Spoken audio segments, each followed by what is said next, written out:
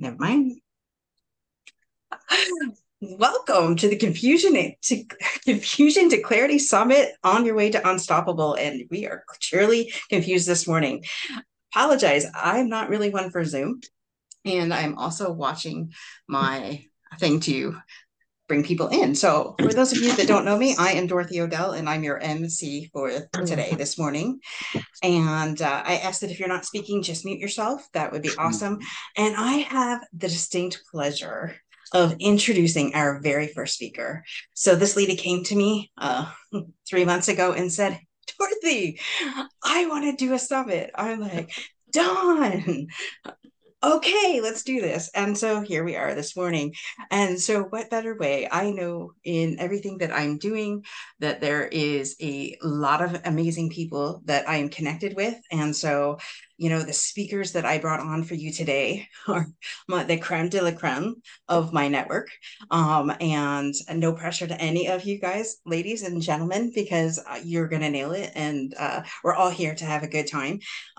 So, for those of you that don't know me, I do like to have fun. So, in any free capacity that we will be doing this, we will be bringing fun.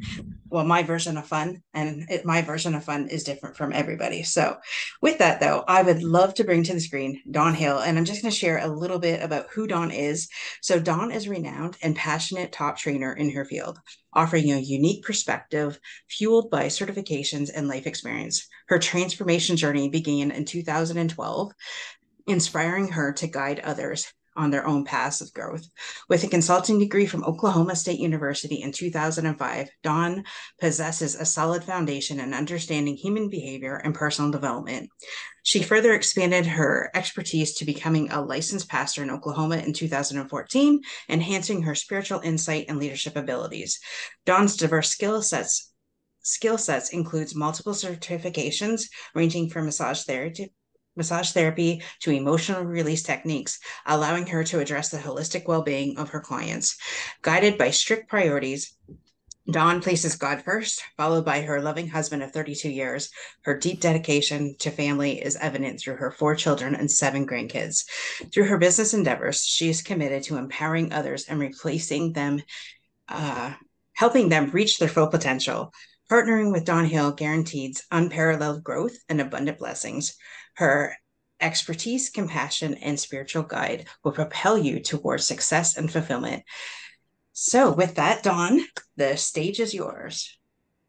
Well, good morning. I hope everybody is wide awake and ready to go. And I have to thank Dorothy for putting this together. She's done a phenomenal job. And guys, she doesn't sleep. Like we were just talking about this. The woman does not sleep. And I am definitely one who needs my sleep. So she's fabulous. She's done a great job. And I thank you all for jumping in here early. At least my time zone, it's 8 a.m. So it's still a little early here in Oklahoma, but I'm so glad to see Lynette and some other people jumping in. So thanks for coming to join us, and thanks for deciding that you're ready to go from confusion to clarity. I think most of us have had those moments where we just realize we're just kind of stuck and we don't exactly know why. Maybe it's not a specific event that sent us there, or maybe it is. Maybe you lost a loved one, maybe you lost a job, maybe you have a kid spin off the planet, or maybe it's just that general feeling of not understanding what the next step is or how to go from point A to point B. Because that sounds really easy, like go from point A to point B. No one tells you that the path could be, zigzaggy and pitfalls, and it could take way longer than it's supposed to. But my topic I chose to talk about today was labels. And the reason I chose that is because I think a lot of times we adapt to the labels that we're given from childhood on by the world and by people we love. And that becomes our guiding factor. And that becomes the way that we anticipate the world, the way we anticipate ourselves. And a lot of times those labels are hindering, they hold us back. So if we can peel off those labels and if we can get back some of those layers that the world adds to us, we can actually walk through life a lot easier and a lot more clear on who we are. Because I think our identity has to be, for me, it has to be based in who created me and not what I've created or what I've done. Most people, you ask them, hey, Dorothy, what do you do? She'll say she's, maybe she'll say her job, maybe she'll say she's a wife, maybe she'll say she's a vet. maybe she'll say all of those things, but maybe she'll forget. And those are great things. Those are amazing things that she has done, but they are not who she is. And the same thing with me. I could say I'm a mom, a grandma, a wife, a pastor, a counselor. I could say all of those things, but those are still just things that I am. They're not who, or things that I do, not who I am.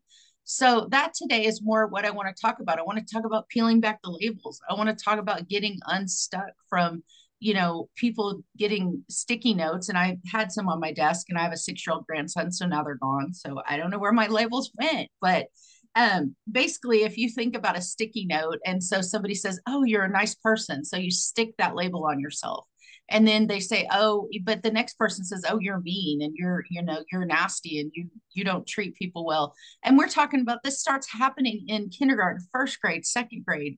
I've had conversations with my 6-year-old grandson who's in first grade this year because kids are mean, and I don't think they mean to be mean. But when you have a kid who's got a soft heart and really isn't one of those that even has a harsh word in his body, he gets hurt a lot and he's very sensitive. And so he's having to learn, even in first grade, how to toughen up.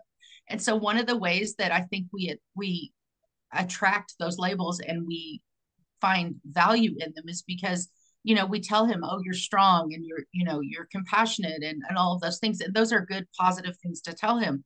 But it's also what I'm noticing, allowing him to decide, okay, so and so did this today. Okay, great. But what did you do in response? How did you handle it? Letting him know he's empowered to receive things people say or not receive things people say. That's something that I didn't hear until I was in my 40s, early 40s. I was sitting in a conference and I heard the speaker say, "You don't have to receive the words that people say over you." And I was like, what? Like, that was so foreign to me. I didn't get it. I didn't understand it. I just always thought that whatever people said just kind of landed on you and you had to let it be there. You didn't necessarily have to live it out, I didn't think, but then I didn't also know how much of it I was living out at the time. So just helping him to know that just because someone says something to you or says something about you, it doesn't have to define who you are. And so that's been eye opening for me, that it starts so early. And I don't know that it started so early when we were kids, but it definitely starts that early now. And so it's definitely something that we can address as adults and as parents and grandparents for ourselves, so that hopefully we model that for our kids, because our kids watch everything. More is caught than taught with our kids and with the people around us. And I used to think, yeah, that's another one of those cliche statements, but it's so true. We are so wired to observe. When there's a wreck on the highway, at least here in Oklahoma, maybe this doesn't happen everywhere, but the traffic stops, and it has nothing to do with the wreck. It has to do with we're all watching it. We all want to know what happened and how it happened. And, we want to see the drama. We want to see the trauma sometimes. We don't want to admit that, but we are drawn to it, especially if we have a history of it in our childhood. We think, mom and dad fought all the time, or maybe mom and dad were divorced and they just argued all the time. We just kind of get used to it. It becomes how we're wired to walk through life. And so we're looking for those things. We're drawing those things in. So in doing that, one of the labels we can take on is, someone says you're a drama queen. Someone says you're always in the drama. And the fact is, maybe you are wired to be a little more outgoing and a little more passionate than everybody else, but you don't have to be a drama queen or a drama king. That's not something that you have to be, because that's a negative. That's the way most people mean it. I don't think I've ever heard someone say, "You're a drama queen and that's amazing." I just don't think that spin is on it. So most of the time it's after you've had a moment, probably as a teenager or something, and your parents like, "Quit being a drama queen," and I don't think they mean anything negative by it.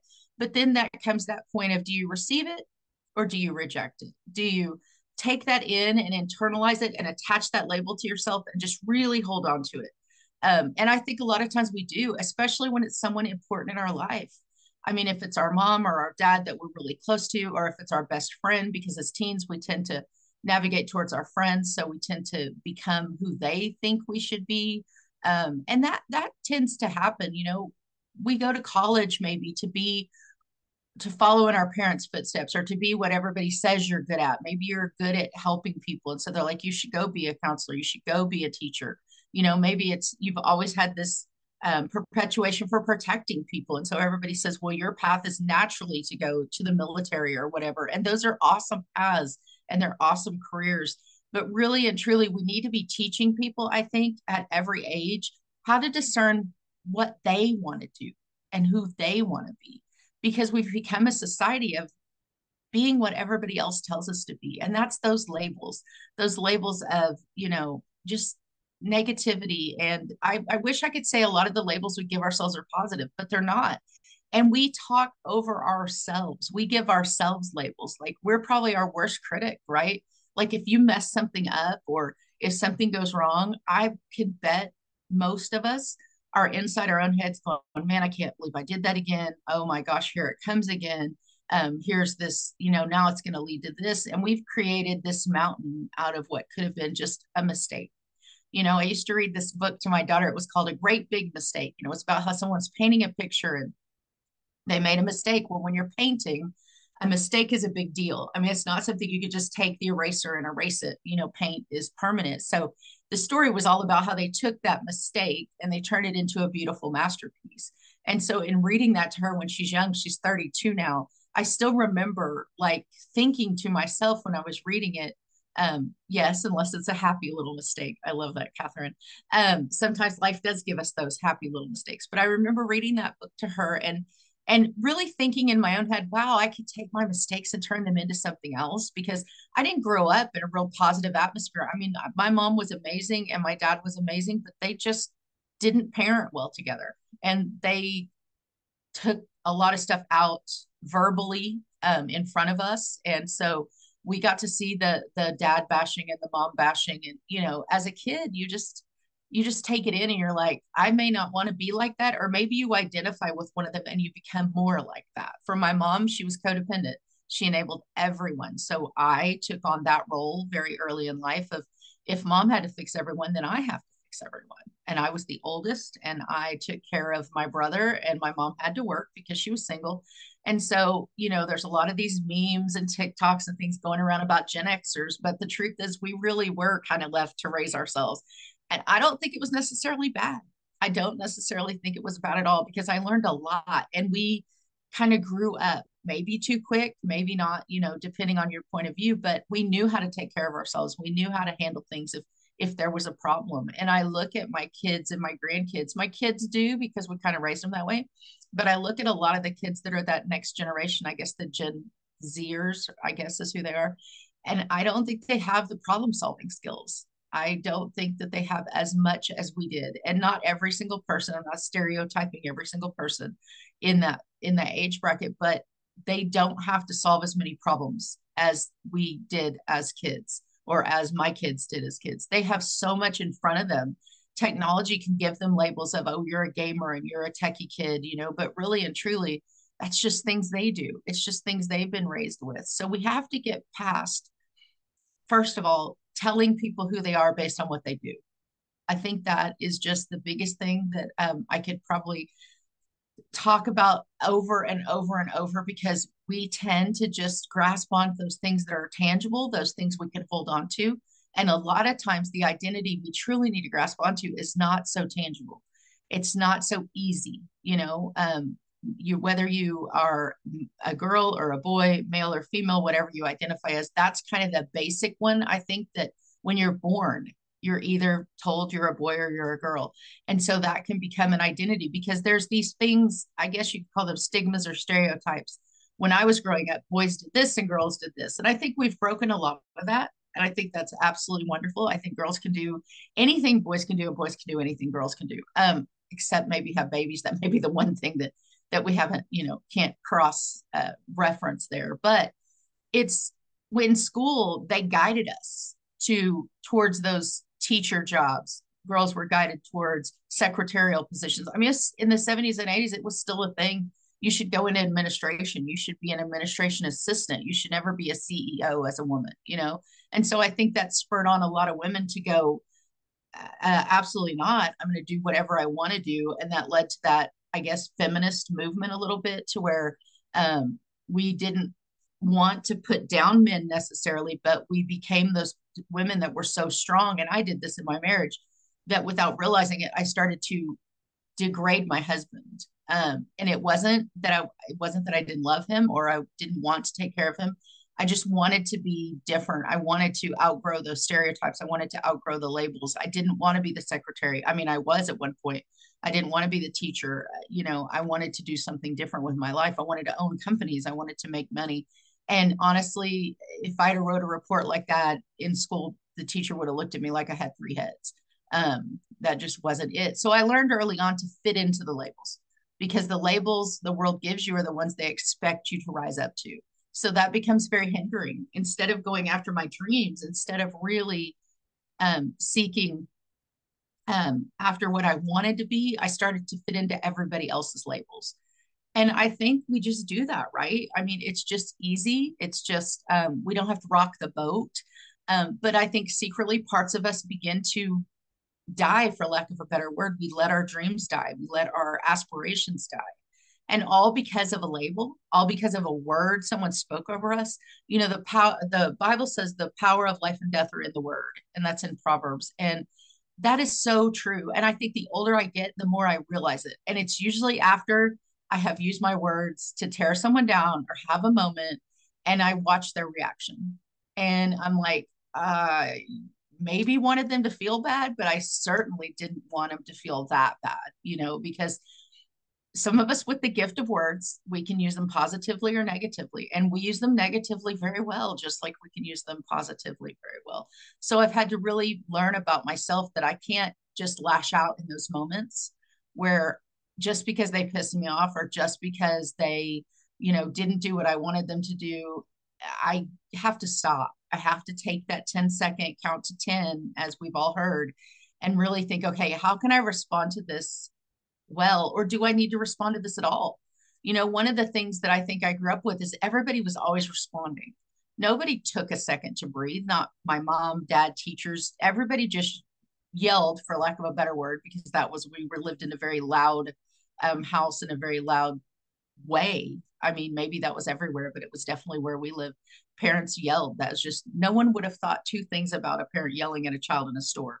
Matter of fact, we were sent out of the store to sit in the car alone until our parents were done in the store. So that was just something that we grew up with. So I grew up being loud and yelling. And so one of the things I think my kids have come back and have, a couple of them out of the four have told me, is that was one of the things that affected them, the yelling. Because when you get to yelling and you get to acting out your emotions, a lot of things spew out of your mouth a lot of times that you didn't mean. And so you might say something like, I can't believe that was such a stupid move, or, I can't believe you did something so stupid. Well, the child might hear, I'm stupid. Like, I can't do anything right. And it wasn't what you said necessarily, but because you said it in anger, because you said it everywhere, or with so much emotion, then they really internalize it. And you start to realize, watching your kids, that's some of the things you did as well. And you start to be able to identify some of the labels you were given, and now some of the labels that you're giving to your kids. And so the older I got, the quieter I got, believe it or not. I'm definitely not a quiet person, but the less reactive I got, because I didn't want to cause that damage that had to be undone, because I know how much damage I've had to do undone just from words. I have come out of a lot of labels. I've peeled all those off, including codependent, including, some addiction. There's lots of things in my past that I've overcome, and those are all just labels. They're choices we make, which lead to labels that we can take or not take, receive or not receive. And so when you're going through like rehab, for instance, when you're going through a situation where you're going through some therapy for a specific addiction, a lot of times they would have us stand up and say our name and what we were overcoming. I'm Dawn and I'm an alcoholic or whatever. But that began to grate on me a little bit, because at some point I wasn't that person anymore. I had removed that label. So now I don't say those things about myself. Now I just say my name, because that is who I am. And I might say I'm a mom, I might say I'm a grandma, but now I don't own those things in a way that makes me, that's all I am. Those are things that I do, and I love those things and I embrace those things. But who I am is strong and passionate and, a little bit loud, a little bit brassy. Those things. But those things I've come to love and adore, rather than when I was a kid, everybody's like, sit down, shut up, be quiet, all of those things. And I also probably embrace my grandkids and the people around me better now and allow them to be who they're going to be. I don't try to put everybody in a box because we just don't fit. God did not create us to be these well-defined little robots that run around and do everything that everybody else tells us to do. The fact is, we have free will, we have free choice. Do we make mistakes? Absolutely. But like the book, if we can turn that mistake into something good, if we can learn from it and not repeat it, then that's fabulous. But if you're always trying to stick to a label and always trying to stick to a line, then you're going to drive yourself crazy. You're going to be miserable. I mean, it's hard when you realize that you are not something that someone said over you. It's really hard. And I get distracted by the comments. I agree, Catherine. We are designed to be in a relationship 100%. But it's really hard not to want to just yell and scream, I'm not that thing, I'm not that person. And then sometimes fighting so hard against it, we become more of that thing. So, I didn't want to be the yelling mom. I didn't want to be the one that, had harsh discipline. But at the same time, I didn't want to be the rainbows and butterfly mom either, because I know kids need structures. I know they need some sort of discipline. So it was like, where's the middle? Where's the balance? And so by peeling back the fact that I'm a mom who loves my kids, who wants the best for them, and finding some sort of grounding, which for me was like biblical perspective, it helped me to really realize, okay, this is the mom I want to be. And this is the wife I want to be. And this is the worker I want to be. And so you have all of these little windows open, maybe in your, computer brain, where you can pull up, okay, this is the wife role and this is what I want to be. But I'm still this amazing person outside of that. I'm still this amazing person outside of being a mom. Because what happens is, what if your kids grow up, all of mine are out of the house? Well, you start to have identity crisis, and I think a lot of times we start to look outside of our spouse because maybe we've been married for a long, long time and it's just boring, or it's not as, as fascinating as it used to be. And so we start to talk to other people. And, I think that's how sometimes the infidelity route can come about, is because you have this label of, well, I'm this wife and my husband gives me this attention. And, so you start to identify as that. Well, when the attention goes away, you start to realize, maybe I'm not a good wife. Maybe I'm doing something wrong. Or you go the other way, maybe he's just awful. You start to blame the other person. You start to look for someone that's going to give you those feelings and those words again, and those affirmations that you're a good person. A lot of times it starts with a new relationship. So I think a lot of times we tend to always be looking for the new, always to be looking for what's going to pacify those labels. And so if we can take the labels off, we can just figure out deep down who we are. And that takes some work, that takes some process. So you can't be afraid to deal with your feelings and your emotions, because it's all tied in there like a giant knot a lot of times. And when you're untying a knot, it's, well, there's this piece and then there's this piece. I mean, we're getting ready to put up Christmas lights. So think about digging out the lights, and they're in this giant ball and you're just like, oh my God, I'm going to buy new ones. I'm not even going to go and unknot this to, go through the trouble. But really, if you'll go through the trouble, a lot of times it's beautiful, especially unknotting yourself and untying yourself. So that's one of the things I like to do with people, is help them to just untie those knots and peel off those labels and realize they are a human being. They are a person, and they get to be whoever they want to be. So I think I'm going to stick to that and stop there. But I appreciate you guys' time. If you later, I think we're going to have a question and answer time. So feel free to, write some questions down.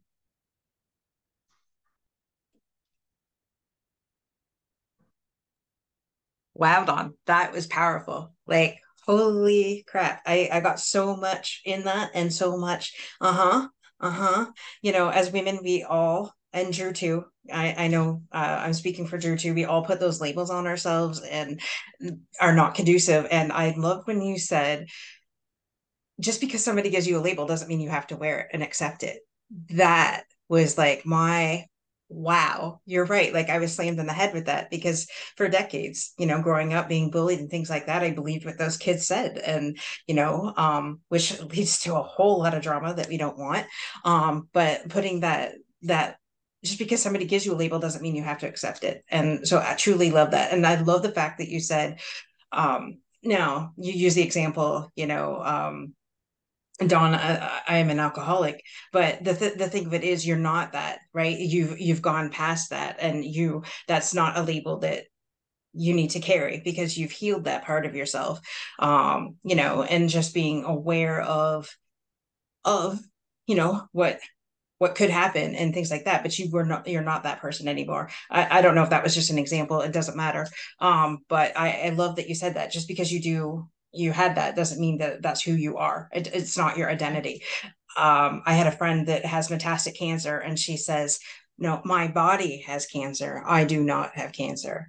And so, just even being self-aware of the labels that we impose on ourselves, because we are our own worst enemies. So it's funny because I was just having a conversation with Ingor van Rooi last night about that. And I had made a post on LinkedIn about my finishing my 75-day hard yesterday. And she called me at 6 o'clock, and she's just like, you got to tell me about it. And we had the conversation where, the way I spoke about myself, I would never have spoken about that to anybody else. No other woman or man would I have ever had those conversations with. But yet here I am, talking, calling myself those names, and degrading myself. So thank you for that. That's a great reminder. And so hopefully you all got something. I know you all got something out of that. I seen everybody's like, yes, yes, the comments are blowing up. Great job, Dawn. So with that, like Dawn said, we are going to do like a panel discussion from 12:30 to 1. And you can direct your question to any one of us, any of the speakers that are still here. So yeah. And if people, definitely feel free to put your comments or questions in the chat, and we can, if it's something that's within our talk and we want to address that at that time, the speaker is definitely you can do that. So all right. Well, our next speaker, all the way from Indiana, my roving reporter, my amazing friend and business partner, ride or die, Kimberly Genovese. Um, Kimberly is currently focused on the art of serial entrepreneurship. Her ability to provide fertile space for radical accomplishments is unprecedented. She has spent her life obsessed with not just not just a difference. She is not satisfied until the difference for all is achieved. Trust me. This woman, that is what she speaks, breathes, and dreams, including mastering the art of creating consistent, reliable, miraculous results through authentic self-expression with freedom, ease, and love present.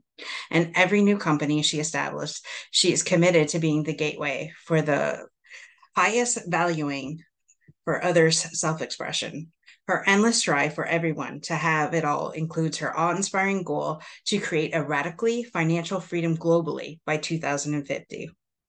I know her team has got that down significantly, but I'll let her tell about that.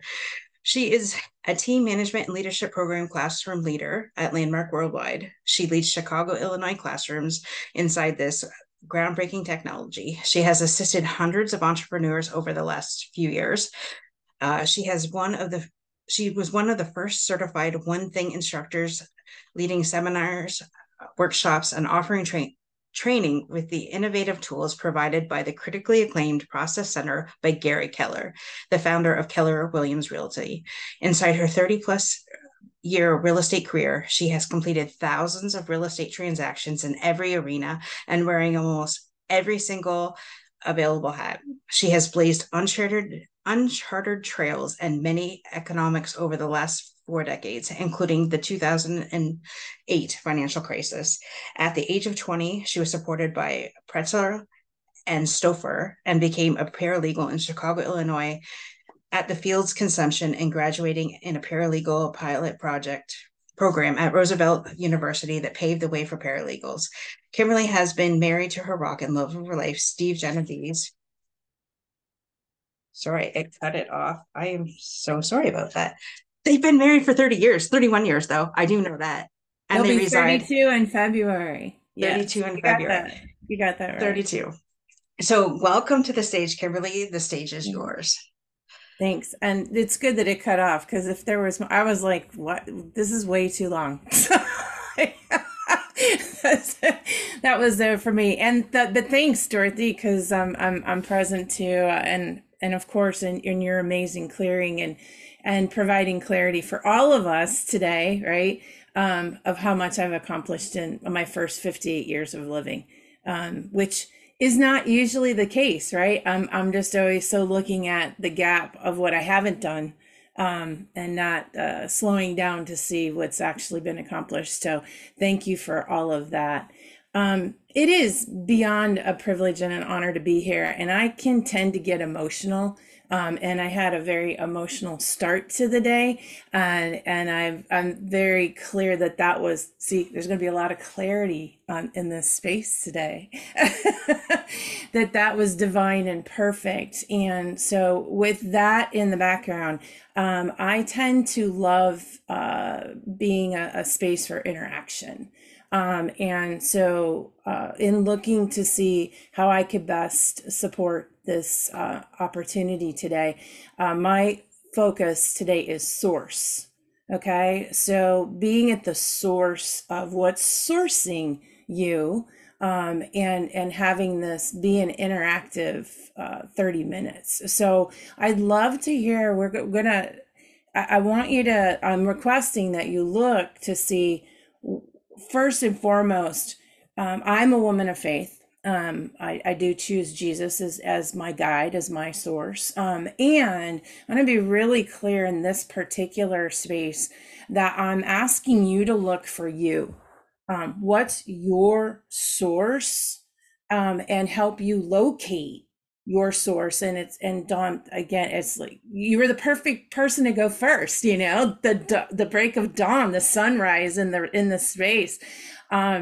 But really, like, go ahead and just close your eyes, if you would, please, and just get centered on what sources you, what gives you joy, who gives you joy. Is it Jesus? Is it Buddha? Is it nature? And allow yourself permission. I just took a deep breath for the room. Really give yourself permission that whatever that source is, it's perfect. It's in perfect alignment with who you are. And it loves you. It loves you deeply. And, to Dawn's point, whatever the world out there is sharing with you that's available as other sources, that's awesome, right? We're truly blessed, for those of us, and I get that this is global, so I be responsible for my speaking. For those of us that live in America, and even not, right? Because we're all at choice internally. We have choice, right? But there are so many choices. And every day we wake up into other people's enlightenments and their choices that they're just really passionate about their choice. And they want other people to have what they have. So identifying with that choice of source for you and owning it and hugging it and loving it and honoring it is a key component to gaining clarity. Okay. So if we think about the soil in which we choose to plant our seed of life, right? Every day we get to. So, very emotional. There's some really amazing people in this room that I love very deeply, and I have to stop looking at them because and I love you all. Don't misunderstand that. And right, it's like we get to breathe today. We get to, and being clear that we get to be present and be the present in this particular day, understanding what soil you're in is critical, and that you're choosing that soil and you get to choose that soil. Okay. So that's the first part of the sourcing piece. All right. So is everybody somewhat grounded in what sources them? Riza. Cool. Okay. Awesome. Beautiful. Beautiful. And now trust it. That would be the next thing. Okay. Trust your source. Your source has your back. And you know, it's totally cool if as you venture through this life, it changes, it alters, it may alter. It may, right? And so if you trust your source that will feed you, it will give you clarity. Absolutely. And my invitation to you, if clarity is missing moment by moment in your life, just check in with source. Go for a walk. You know, let source hug on you, love on you, radiate on you. Let it talk to you. And then what's really, really key, because I hear this a lot in my faith, oh, I'm praying on that, or I'm praying for you. And it's like, okay, at the real key element in prayer is, are you listening? Are you receiving what source is attempting to give you? Because the moment you pray it, it's yours. Source is your most amazing love source. That is what source is. It's just love. It's pure love. It's light and love. And all it wants for you is truly your best life, whatever that looks like. Okay. So on that, right, what I have to offer today is what falls right behind that is your values. So your values will tend to be in alignment, if not agreement, with your source. So my invitation to you guys today is we're going to go ahead and just take a few minutes and a deep breath and look, what would you say your 3 top core values are? And just go ahead and jot those down. Now, inside of, if you're like, core values, are you kidding? I don't have a clue, right? That may be contributing to any kind of lack of clarity right now. Because if you're not clear on what you personally value, then you're probably like a lot of us, because anybody who's drawn to this event today is, I have no doubt, a remarkable contribution on the planet, because Dorothy only attracts people that are of the utmost, and if not the most remarkable contributors on the planet, but most likely doing it at a detriment to themselves, right? So getting really flat on what you value and what's important to you, because we can kind of get like, you know, like in a washing machine, like tossed around. And there's a lot of amazing values out there. It's really it's like, ooh, I like that one. I like that one. I like that one. What will really benefit you is to get truly flat on those 3 fundamental core values. And I'm gonna share something with you guys, because I just recently went through this exercise and I'm so honored to get to give it to all of you as a gift today. I do this on a yearly basis. I sit and I really get to be with a core group of people, where we like, okay, what is the core? What are my core values now? Because they will alter. They can alter. They can shift. And I was very blessed, because for the last few years, my core values were faith, wealth, and fun, like unequivocally, you know, like, and when I mention wealth, because sometimes people don't hear that the way I intend it, it's wealth meaning every element of life is wealthy. Right? Our vessels are wealthy. Our relationships are like at the highest level, right? The optimal level, that kind of wealth, right? The money component, because a lot of people associate wealth with money, that will flow in when all these other parts of life are wealthy.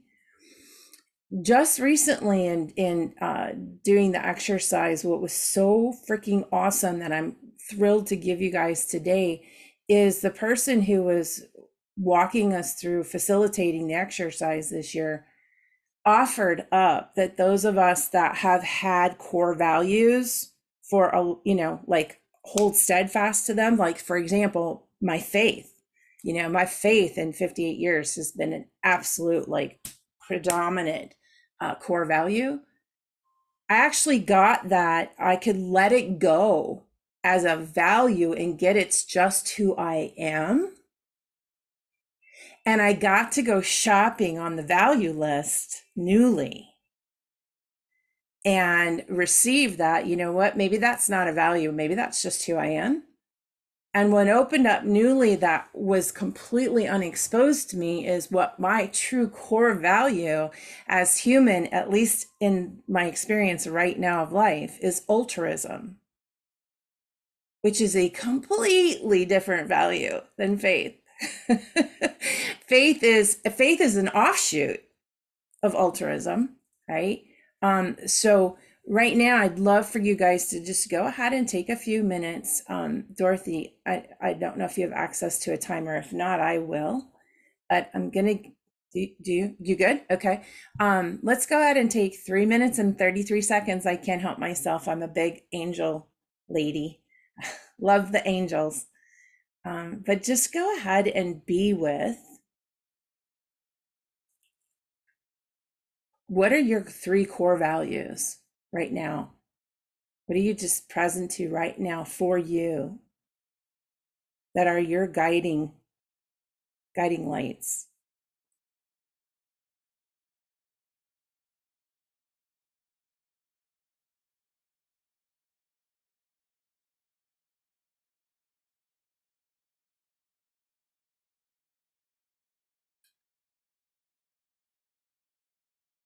And if anybody's stuck, feel free to come off mute. I'm more than happy to guide.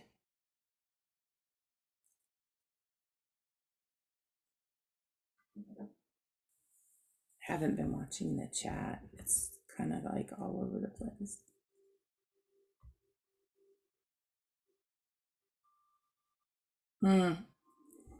Catherine, I love that. Wealth, prosperity, nothing missing, nothing broken. That's really great.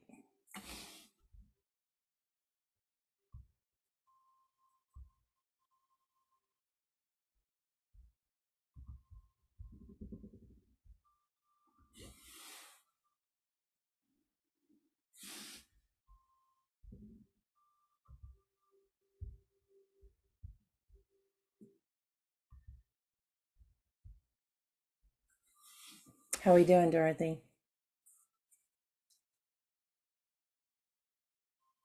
2 minutes and 4 seconds left. Beautiful. Does everybody have, if everybody's got their values, if they're flat on their values, if anybody'd like to share their values and speak them out?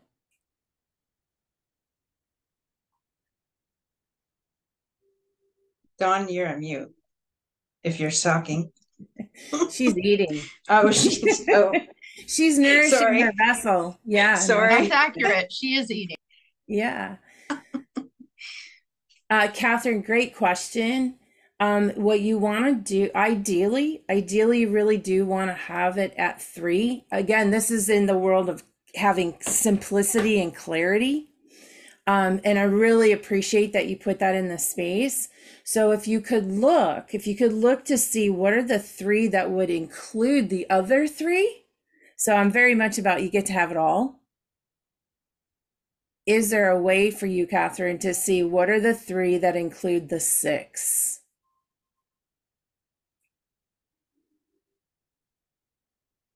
Great question. 50 seconds.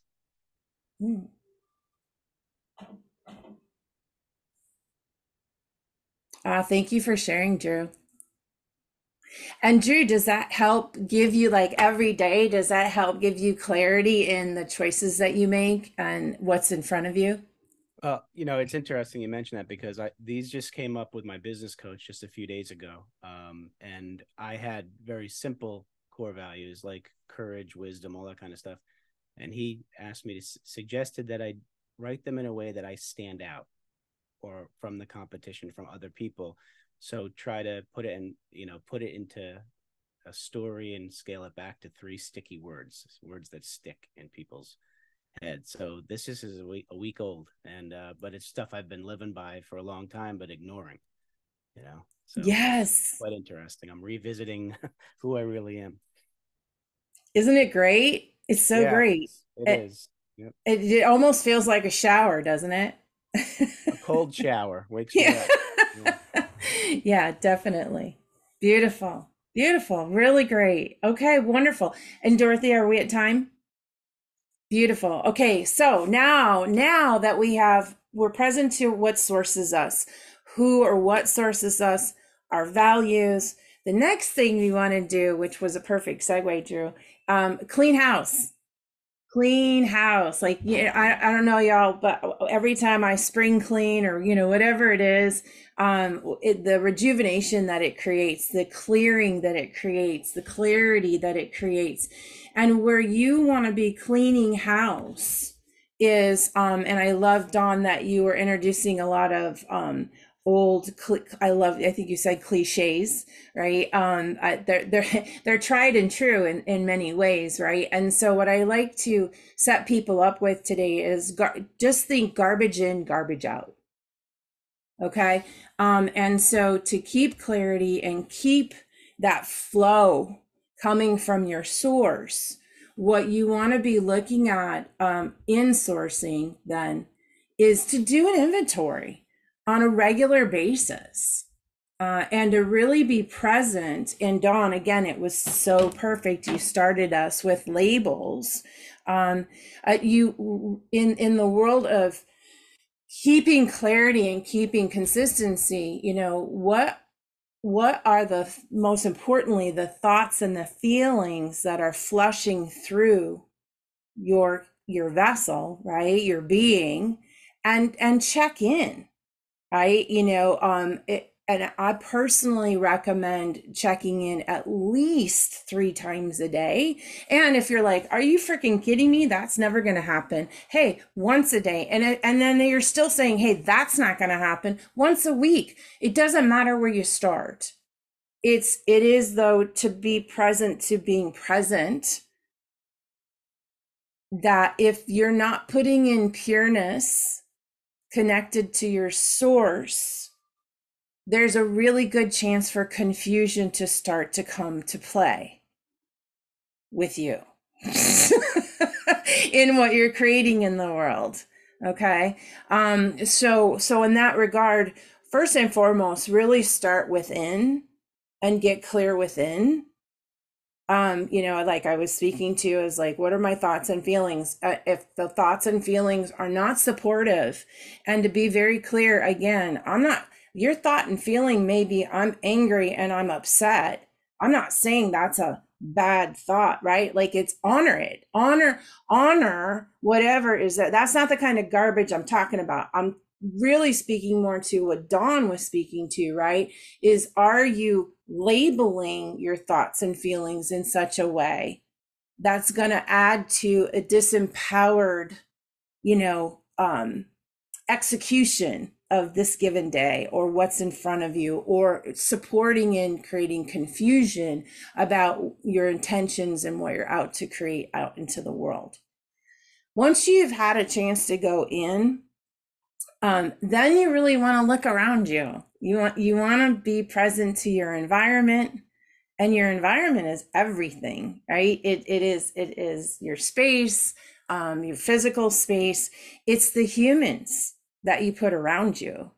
That's, again, Dawn, I love it. You just gave me such a great slide in, with the cliches, right? And, there's scientific evidence, right?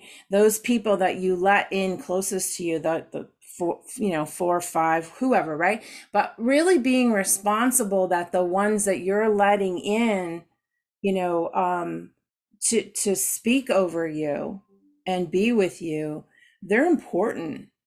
And if you have people in your life that are pouring into you, and they could be amazing people, to be really, really clear, they could be absolutely amazing humans, but if there's something there that when they're pouring into you, it shows up for you as disempowering or disheartening or confusion of any way whatsoever, get in communication with them about that.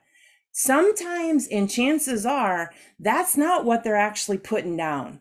I really appreciate what Dorothy shared with you all, and it is one of my greatest accomplishments. And literally just yesterday with our coach, my husband and I, right, we realized on the call that what's way more important to me in life is to be a great wife.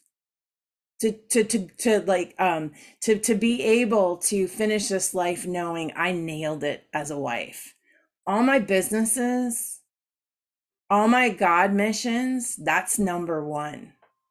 And I will toss everything else to the curb for that, relationship with my husband, right?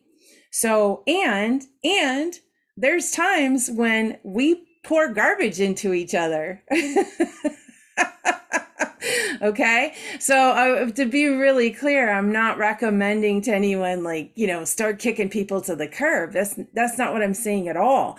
I promise you, whoever is around you right now is magnificent. I guarantee it. I don't care what is going on for you and what I'm going to responsibly say this is cringing, right? What you're allowing in that relationship, right? As how it occurs for you. Okay. So, and to be very clear, I have grown up in you name the abuse, I've lived it, whether it's sexual or otherwise, right? Like to the darkest depths you can imagine. So I'm saying this if anybody that is hearing this is in any kind of abusive relationship, I'm not advocating it in any way, shape, or form. I just promise you that the abuser in that relationship, there's always two roles to an abusive relationship, and the abuser is caught in a trap as much as you are. And so who knows? It may be for you to get out of that trap together. Maybe not. Again. Whatever's there for you, whatever's there with source and your values, trust those, right? In what the process looks like.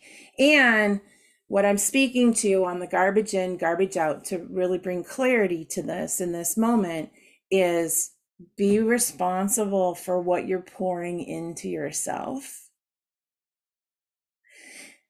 And clarity, and what's really cool, along with that clarity will come calm and will come peace.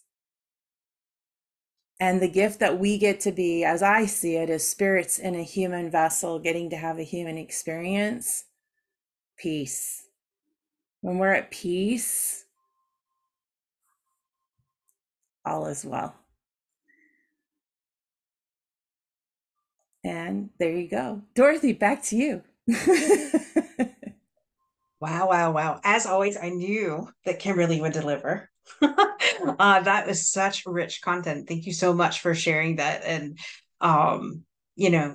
getting back to what you originally said, whatever your source is, without that source, you really have nothing. And I believe somebody in the comments, I was quickly looking at the comments, sorry, I don't have the comments up, but somebody said, without source, who are you really? Or something to that effect. And that is so true. It's if we trusted ourselves all the time, oh God, I wouldn't even want to think about that.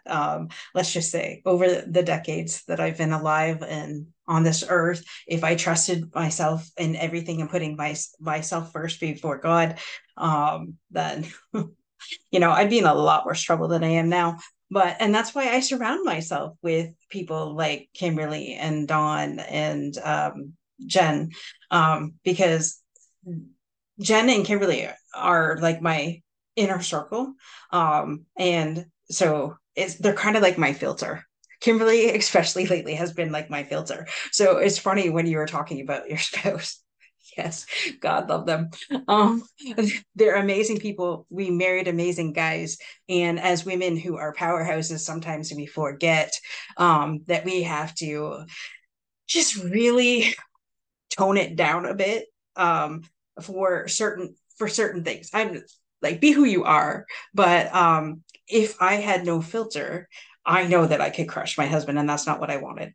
That's never ever anything. That doesn't mean that sometimes I slip and sometimes I say stupid stuff, and we get on each other's nerves. That just means that I'm aware, and that you know through my filter, in speaking with one of my best friends here, she helps me put a different spin on things. And so being in that community, being in that tribe of people is important, and who allow in to that tribe.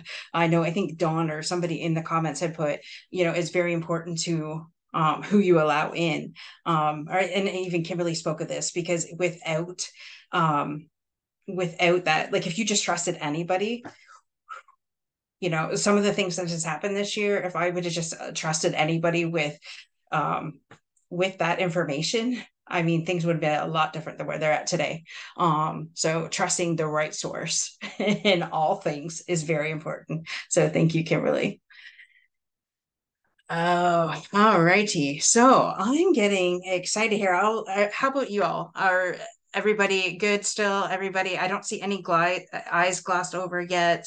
I'm putting this to gallery so I can see all your faces. I'm trying to, yes, you can share I'll share my screen with you. First of all, how do I do that? I could share my screen, but how do I share my screen with somebody else? Anybody know who's a Zoom queen? Because I am not a Zoom queen. Green button. Yeah, there's the share screen down at the bottom of your page. Okay. But then how do I share it with the speaker? Open your security, Dorothy. Your security may be blocked. Where, on my computer or through Zoom? So it's under... Yeah, you have it disabled. So it's under hang on. I think if you click next to the green share screen button on there's an up arrow. Oh, there we go. Arrow? There you go. Yep. It says multiple now. Multiple participants can share simultaneously. But can you share now? Another option that you have to tick. Advanced sharing options. Oh no, we're good. I can share now. We're good. Okay. All right. So now, sorry guys. Like I said, this is my first Zoom experience. I normally do StreamYard. So, but with this event, I could not do that. So with that though, I would love to bring our next speaker up. And so Portia Mystique Steele is an award-winning book coach, TEDx speaker, author, and CEO of Mystique Rose Publishing Services. As one of the youngest Black female self-publishing experts, she helps high-performing CEOs combine their story and wisdom to publish highly impactful books that generate income, influence, and expand their thought leadership. She has been featured in multiple publications, including Business Insider, U.S. Reporter, and LA Weekly. So with that, Portia, it's yours.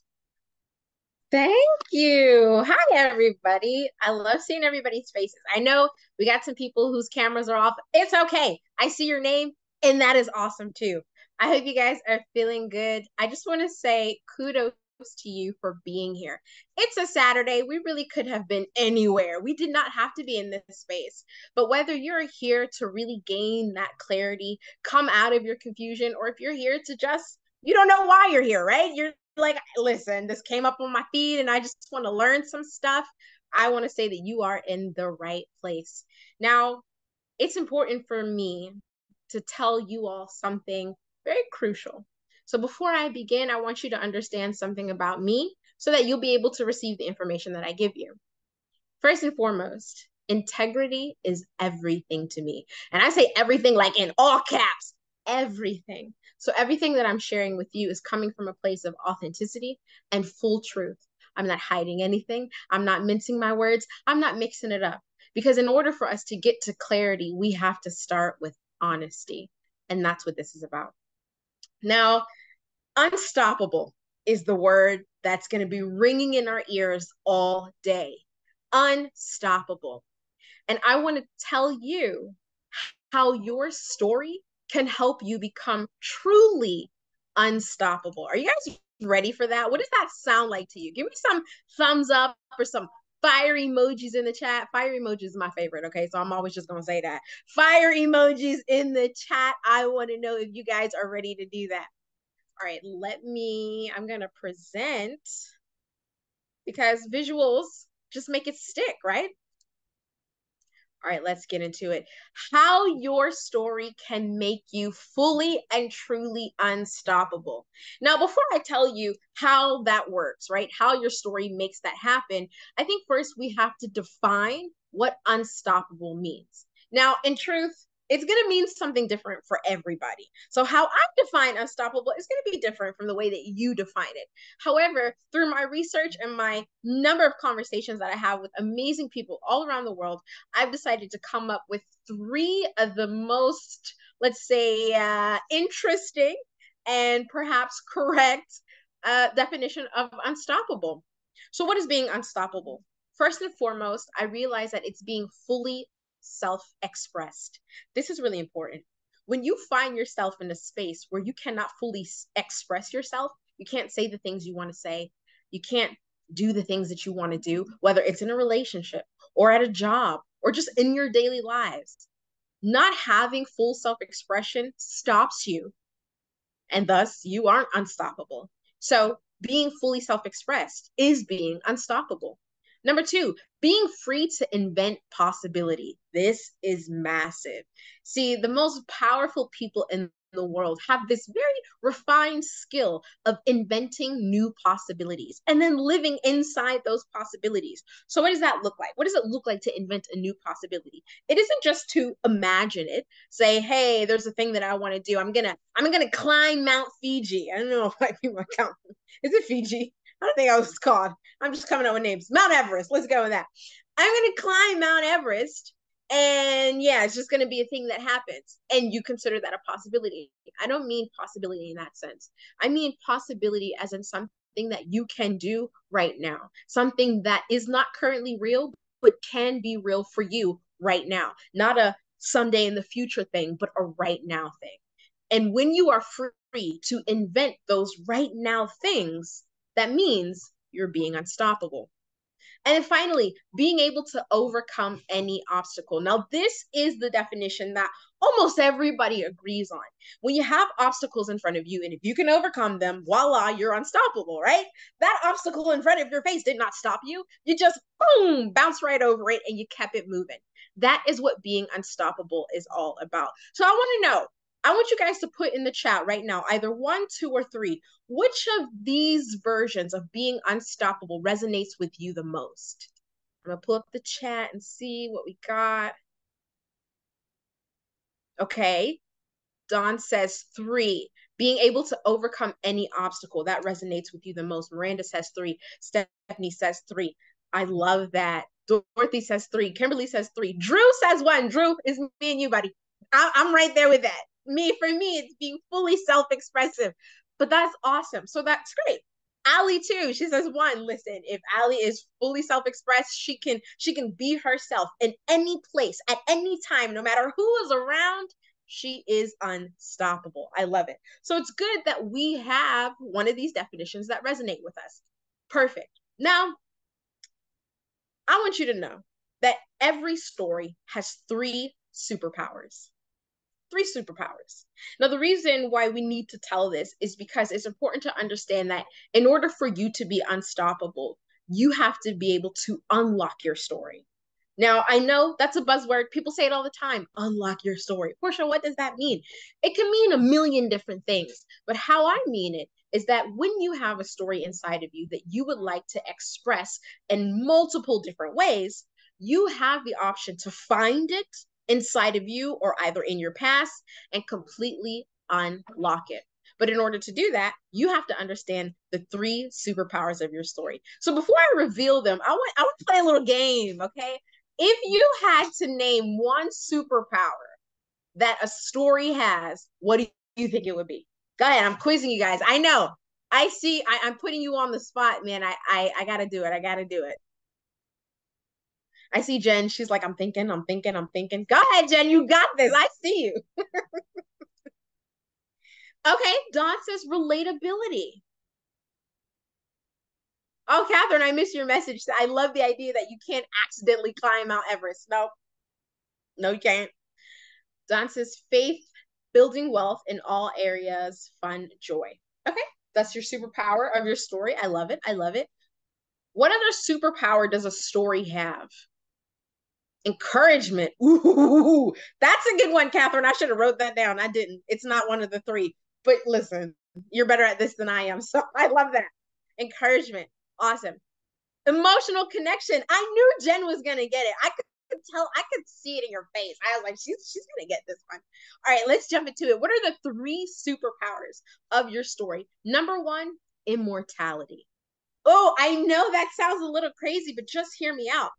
See, our stories have the power of lasting forever. As long as we tell it, somebody hears that story, whether it's recorded on video or more importantly, it's written down in a book, it becomes immortal. See, even when you die, your story will still be here. The impact that your story had on the people who heard it, they will still be here. And that impact that they got, you know what they're going to do with that? They're going to share it. And they're going to share it with those people, and those people are going to share it with other people, and other people are going to share it with other people. Your story becomes immortal, and that's one of the superpowers. Number 2, connection. And Jen said it right there. That emotional connection. Our stories have the ability to allow us to connect with other people. That's what it does. Because I like to say, the story is the sticky, sweet syrup that makes you memorable. Any information you give somebody, if that information is rooted in the story, will be able to remember it. Don't believe me? How many of you know the technique of coming up with the story to remember the presidents of the United States? Raise your hand. No? Is it just me? Oh, come on, guys. Listen, let me explain. So, when I was younger, right, we had to remember all the presidents of the United States. And I stopped at Madison. I couldn't get past Madison. So what my teacher did was my teacher came up with this story. It was a story about an alien, and Michael Jackson was in the story, and there was cars because of Ford, you know, all anyways,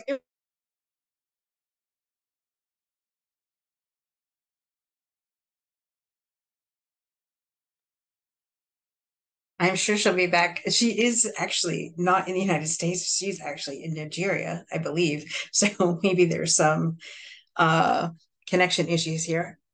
Portia, memorable. Somebody is, yeah. you kind of your Oh, internet went out, so am we I missed here? some of it. You're here now. Yes. Good, that's fine. I was going off on a tangent. That was God telling me to shut up and keep it moving. Okay, it's good. So, anyways, story is really important because you can connect emotionally with people. People will remember who you are because of the story that you told. And finally, what is the final superpower that every story has? Freedom. Freedom.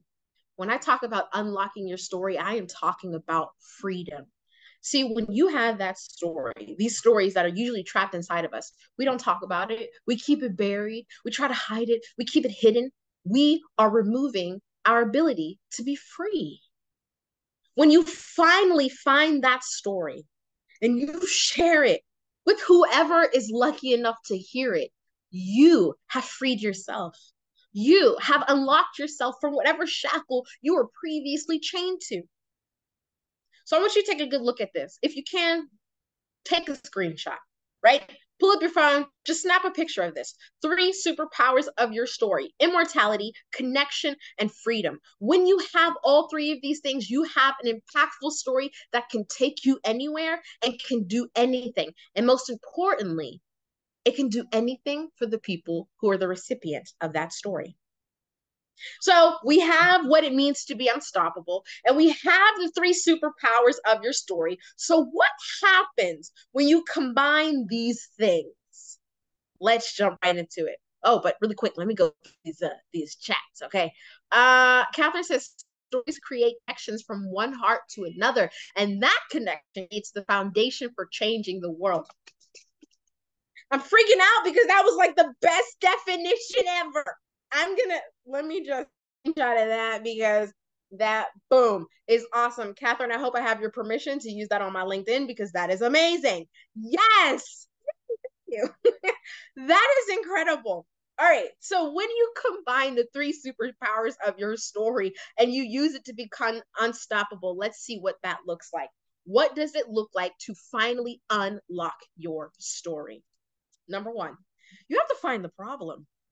See, when we talk about unlocking our stories, we think that we're just going to go into ourselves, and we're going to find like the most deepest, darkest, craziest, most traumatic stories we have, and we're going to share them with the world. It doesn't quite work that way. See, because we all have crazy stories. Almost everybody has had some sort of trauma, insane experience, whatever. We're humans. It's just what we do. But when you decide to share it with somebody, it has to have a point. I mean, Les Brown said it best. Every story has a point and every point has a story. So how do you find that perfect story that is guaranteed to transform the life of somebody else? Find the problem. What is the problem that your attendees, your audience, your readers, whoever it is you're sharing your story with, what is the problem that they have? Figure it out, because that's going to be the most important thing to them. If you can't get past that problem, you probably can't get through to them. You got to get that problem first. Then secondly, think of your own triumph in terms of that problem. So let's say, for example, you're a financial stability coach. That's probably not the official name, but you know what I'm getting at. The financial stability coach, and you want to tell your story, but you're trying to figure out, well, what's the best story to tell? Well, you know that your ideal client is probably really struggling with income. There's not enough income, but the root of the problem is they aren't tracking their expenses, right? They don't have all the necessary things in place to understand how they're spending, and that's why there ends up not being enough money. So if you want to tell a story to impact that person and give them that inspiration, or even the beginning of the transformation, you have to think of your own triumph related to that problem. How did you overcome that financial instability? How did you overcome not having enough income, or, figuring out how to get that money? Thinking of your own triumph is the best way to connect with the person. So you find their problem, think of your triumph, and then recall the details. Now, we could just say, oh, this is a thing that I did X, Y, and Z, but there's no details rooted inside the story. It's really just going to go over our heads. It's not going to stick. But remember, integrity is everything. Honesty and authenticity is everything. So if you're going to tell a story, you have to find all of those finer details. I see my internet connection is unstable. You guys still with me? Good. Okay. Recall the finer details of your story, because that's going to be the thing that makes it real for your audience. So you find the problem, you think of your own triumph, you recall the details, and my clicker is not working. Okay, anyways, it's not working, but I'm just going to come back and see your beautiful faces. You recall the details, and then finally, you have impact. Impact is what's important.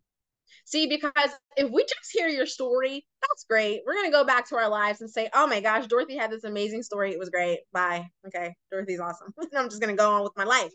But if Dorothy finds a problem that I'm having in my life, that she tells me about a triumph she had related to my problem, and that she recalled every single detail of that triumph, I guarantee you that's going to stick with me. That is impact. Now, once your audience receives that impact, their lives are forever transformed, because they can't unhear it. They're not going to be able to forget it, because it is directly related to their lives. Now, what happens when you effectively change somebody else's life? What does that do for you? Go ahead, drop it in the chat. I want to know, what does it do for you when you have powerfully and beautifully changed somebody's life for the better? I'd love to know. What does that feel like? For me, it gives me goosebumps, guys. It gives me goosebumps. Kimberly says elation. Miranda says rewarding and honored. Yes, I like that one. Jen, yeah, Jen is on fire today. Fills my soul. Absolutely. Yes. It is such a powerful thing. Empowered, Stephanie. Yes, exactly. Fully and completely. And that's how we become unstoppable. So if we go back to those 3 definitions of unstoppable, number 1 was being fully self-expressed. When you've unlocked your story and you recalled those details, you now have the space to say it all, every last detail, and you don't ever have to be afraid. So we're just going to do something, right? Let's do a little activity. I'm going to start by telling you my story, and then I'm going to call on one of you to tell your story from the space of number 1, find the problem. Number 2, what was number 2? Think of the triumph. Number 3, recall every detail. Number 4, come up with the impact, okay? So remember, every story has a point. Every point has a story. So the story I'm about to tell you has only 1 point. I just want to be memorable. That's all.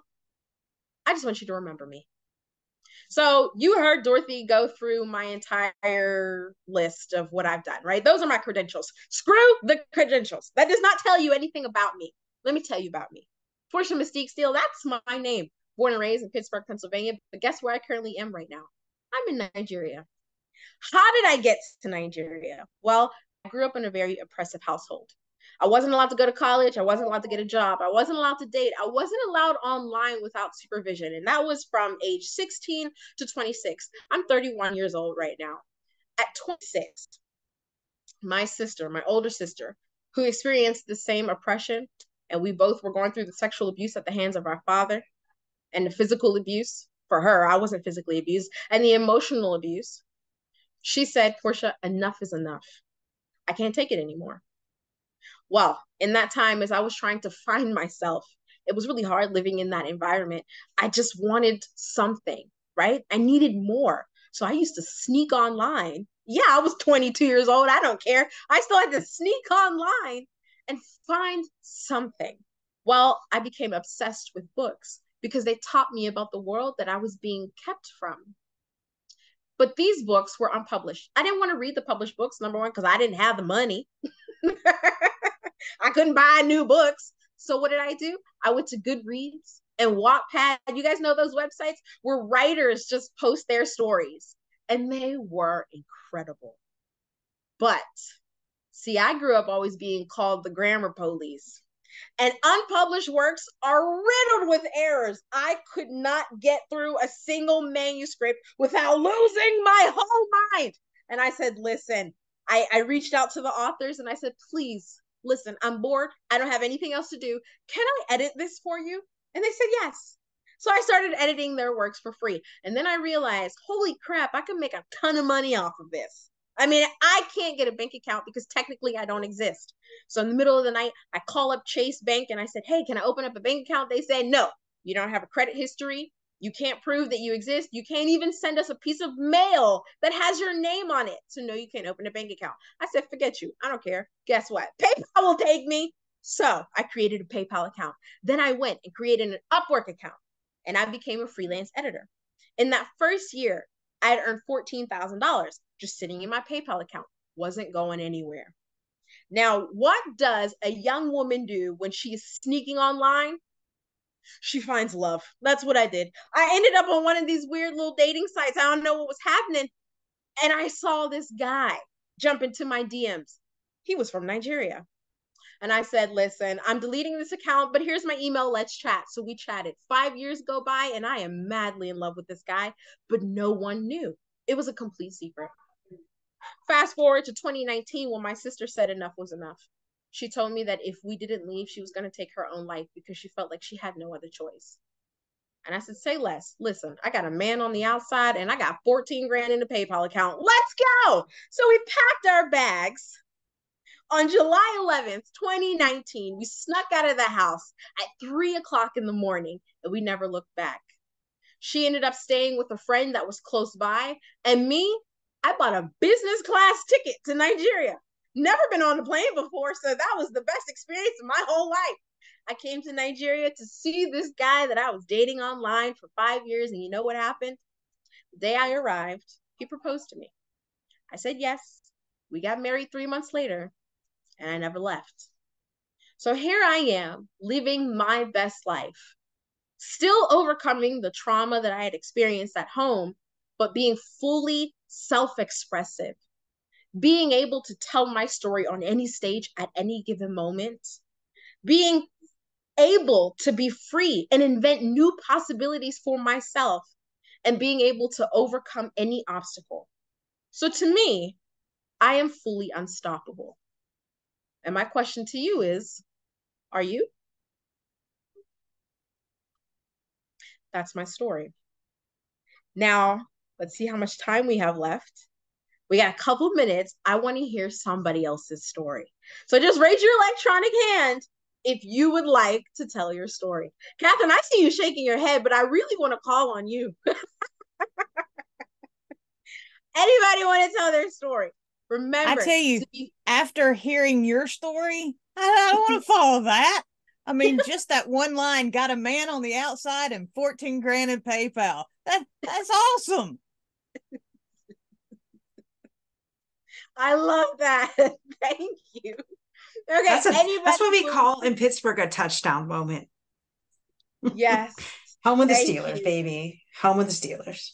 Black and gold, okay, Dorothy. It's my everything. That's where it's at. Okay, couple minutes left. Who wants to go? Anybody want to take a crack at it? Remember, it's about being fully self-expressive. You are in a place where you can tell your story, because that's what makes you unstoppable. If you feel like you're not unstoppable right now, I guarantee if you tell your story at this moment, you will have a breakthrough. Anybody? Come on. I'm going to call on somebody. I'm just going to shout out a random name. You're going to have to do it. So it's better you volunteer. Mel? Pick someone. Pick Catherine. Okay. For Catherine. Okay. Okay. Voted for Catherine. Catherine. That's not how that works. I am Catherine Lang, mother of 3 boys, lived in a little cabin in the woods until 2020 happened. 2020 brought fear on everyone, but it brought a tornado onto my house that threw us out of the comfort of our 25-year home into the city where we had never lived as a family. After fighting the insurance company, losing our family pet, and losing our home, and losing my dad, we realized that if fear is the driving force, you end up in the ditch every time. And we had to choose to lean into the truth that our God is our provision, no matter what the world says. When the insurance company beat us in court, I was crushed. I lost all hope. And without hope, you cannot take another step. My husband texted my sons to tell them that the insurance company had beat us. And my oldest son texted back, God's got this. And those 3 words fueled just a glint of hope that allowed me to take the next step. And that's what I'm doing. One step at a time, I'm daring to let hope lead the way and refusing to give in to the fear.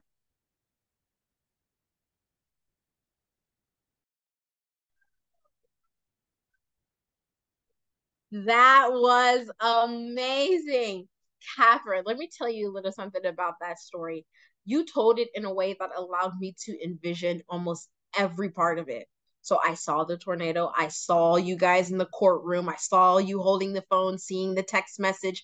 I saw the glimmer of hope in your eye. That was phenomenal. Thank you, Dawn. That was the word I was looking for, and I couldn't think of it. That was phenomenal. Now, Catherine, let me ask you, do you feel unstoppable in this moment right now? I feel like this was created for me. I literally prayed this morning, I have to see the next step. And y'all showed up in my life. So yeah, I'm unstoppable. Yes! Yes, you are. Thank you so much for sharing that.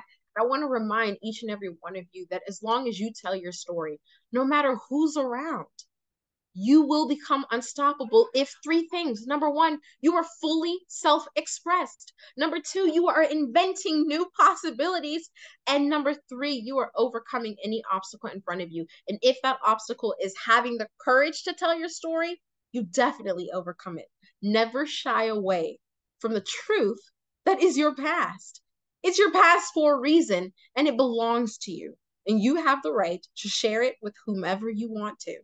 Thank you so much, Dorothy. That's my time.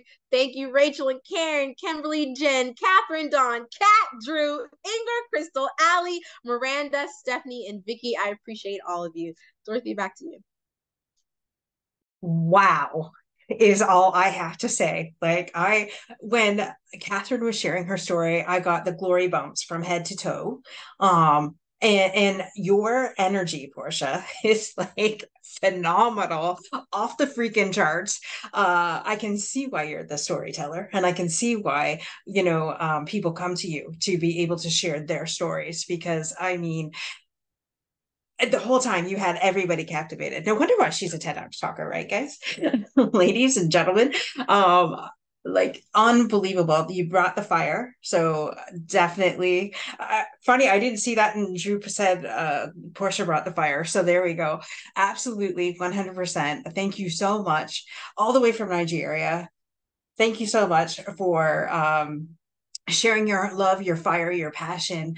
And that's funny because I met my husband online too. So Zeus of all places. So there, if any of you ladies are looking for a man, don't give up hope. Be discerned, though. Be very discernful, because there are a lot of trolls out there. But trust your gut, trust your source. uh, let the source lead you to the correct man. And yeah, that's all I'm saying on that. Because after many trolls, I found the prince. So there is hope for you.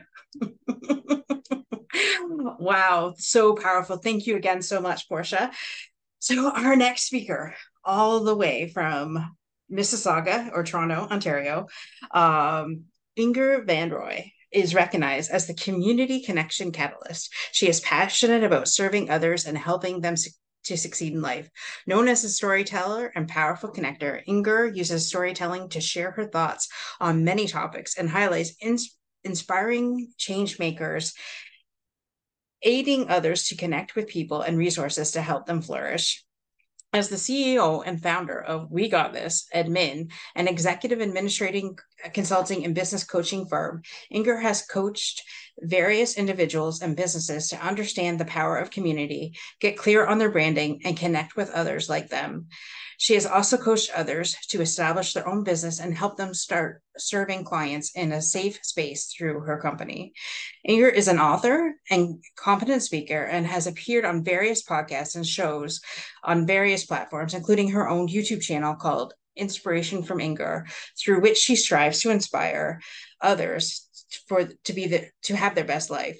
She hosts another live show called Wonder Woman Wednesday that is live on video platforms as well as online global radio station. This show is focused on women empowerment, highlighting ordinary women making extraordinary differences, sharing their stories of overcoming adversity.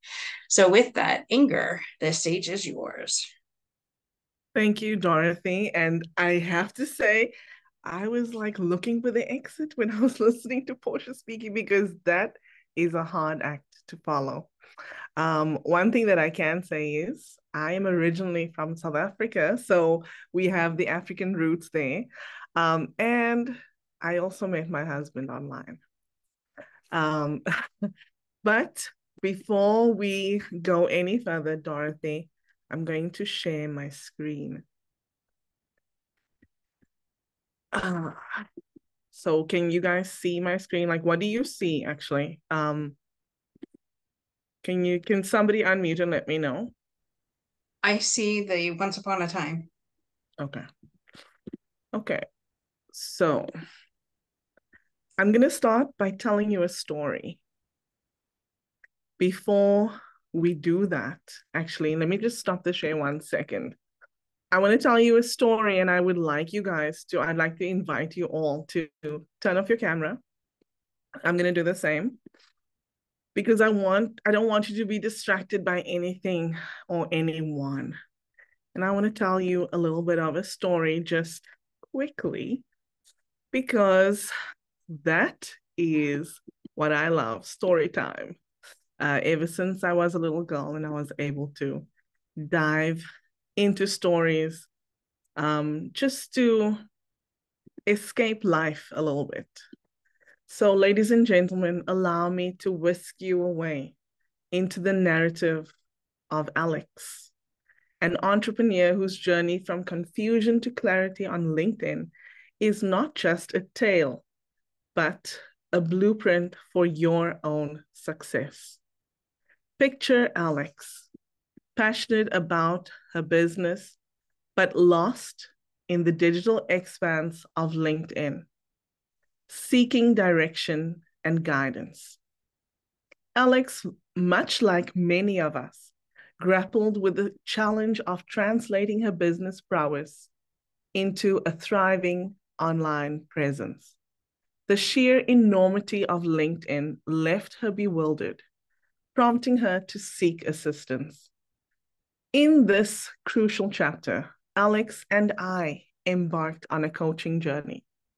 We dissected her business goals, identified her unique value proposition, and crafted a personalized LinkedIn strategy that would become her guiding light in the digital landscape.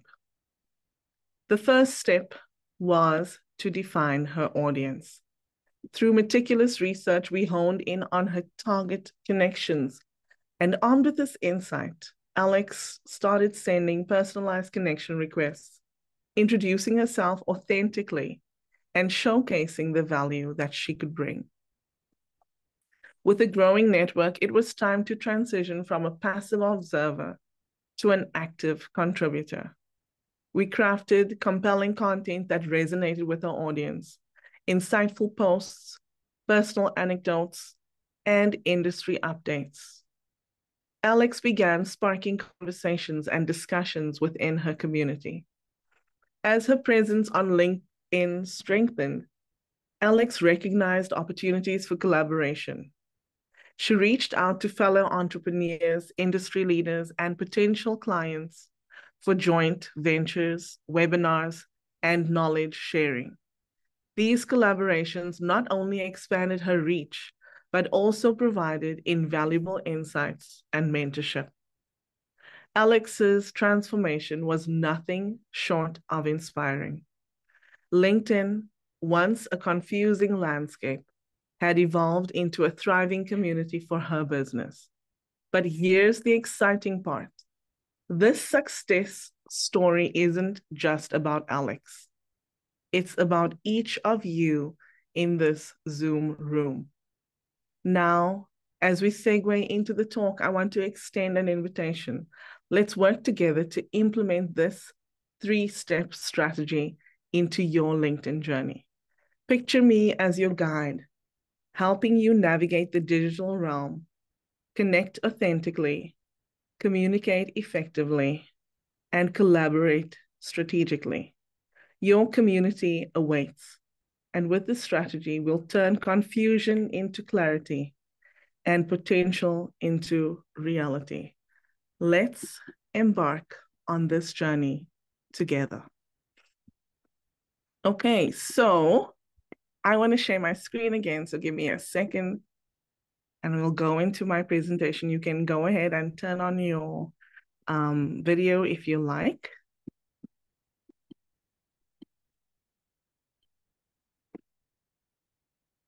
Okay, let's do this. Oh my gosh, honestly, guys, what a privilege it is to be here with all of you. Thank you. Thank you for being here and joining us at the summit.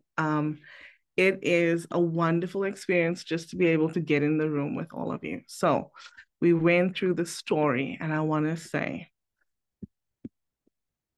this is a quote that I love by Zig Ziglar, and it says, if people like you, they'll listen to you, but if they trust you, they'll do business with you. And I have come to know this truly. And so today I want to teach you how to build your ideal community on LinkedIn.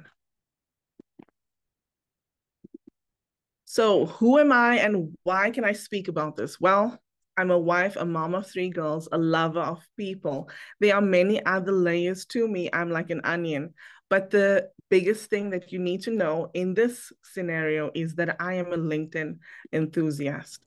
Here is my video. Hate videos. Now you may be wondering, if I hate videos, what the heck am I doing here?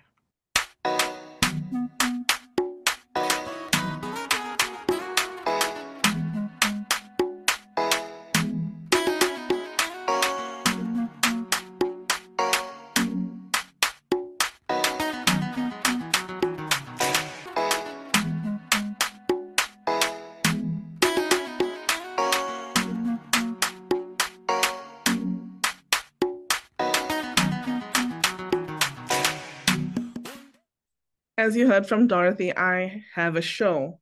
That is my intro video that I use in my show. But as time went by, I realized that that is so true for me. And now I use it wherever I go because I believe that it allows you to understand a little bit more about who I am.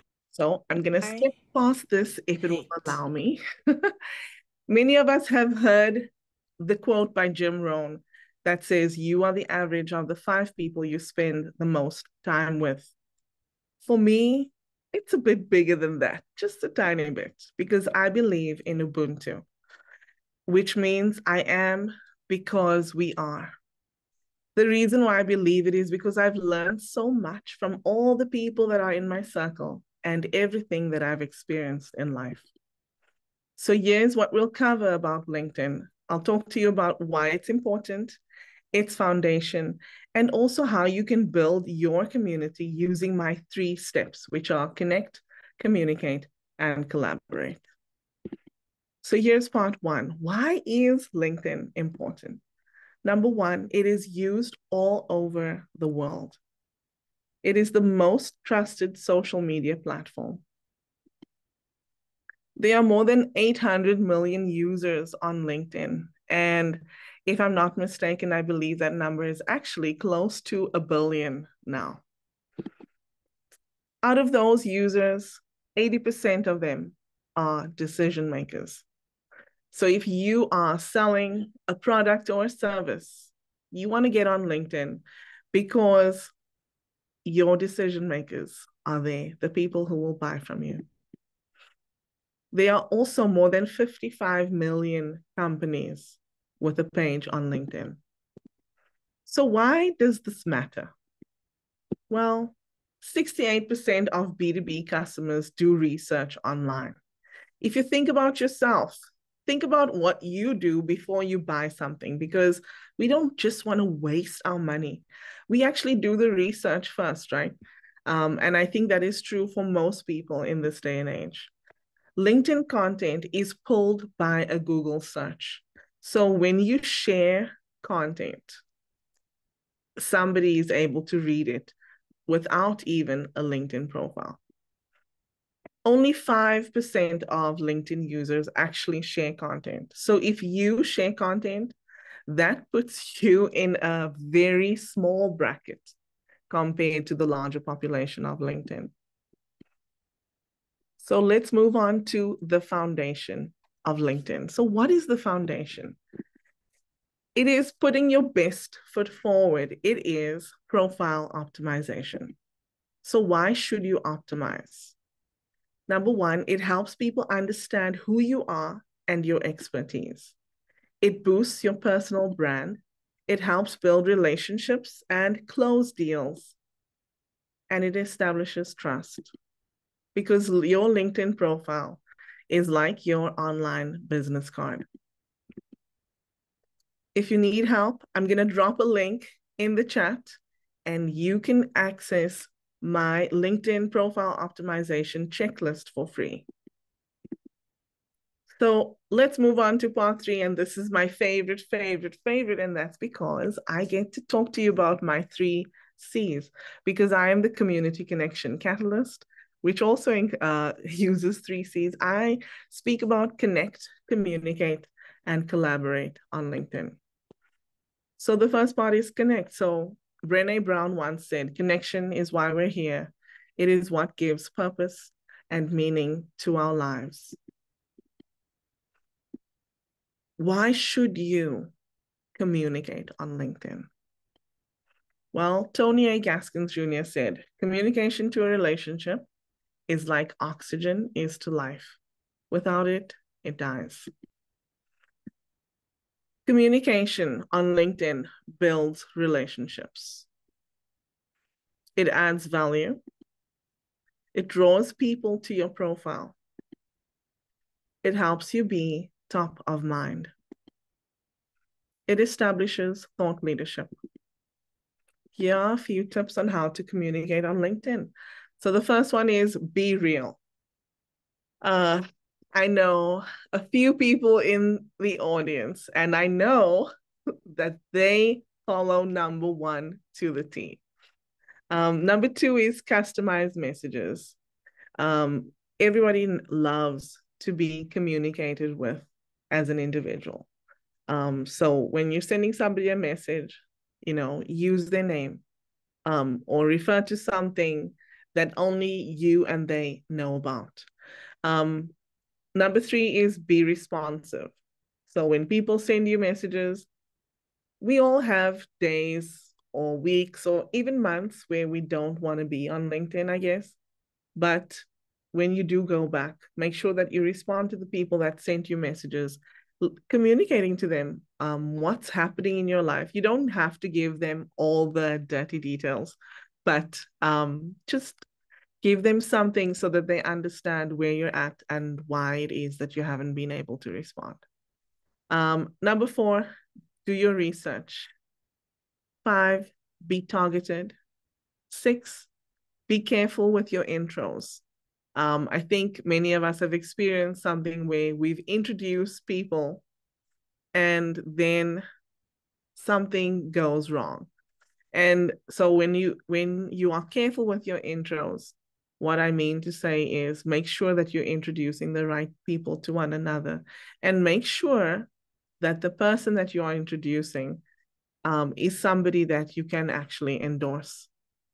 Number 7, KISS, which is keep it short and simple. Nobody wants to read your 10-page letter in the DMs.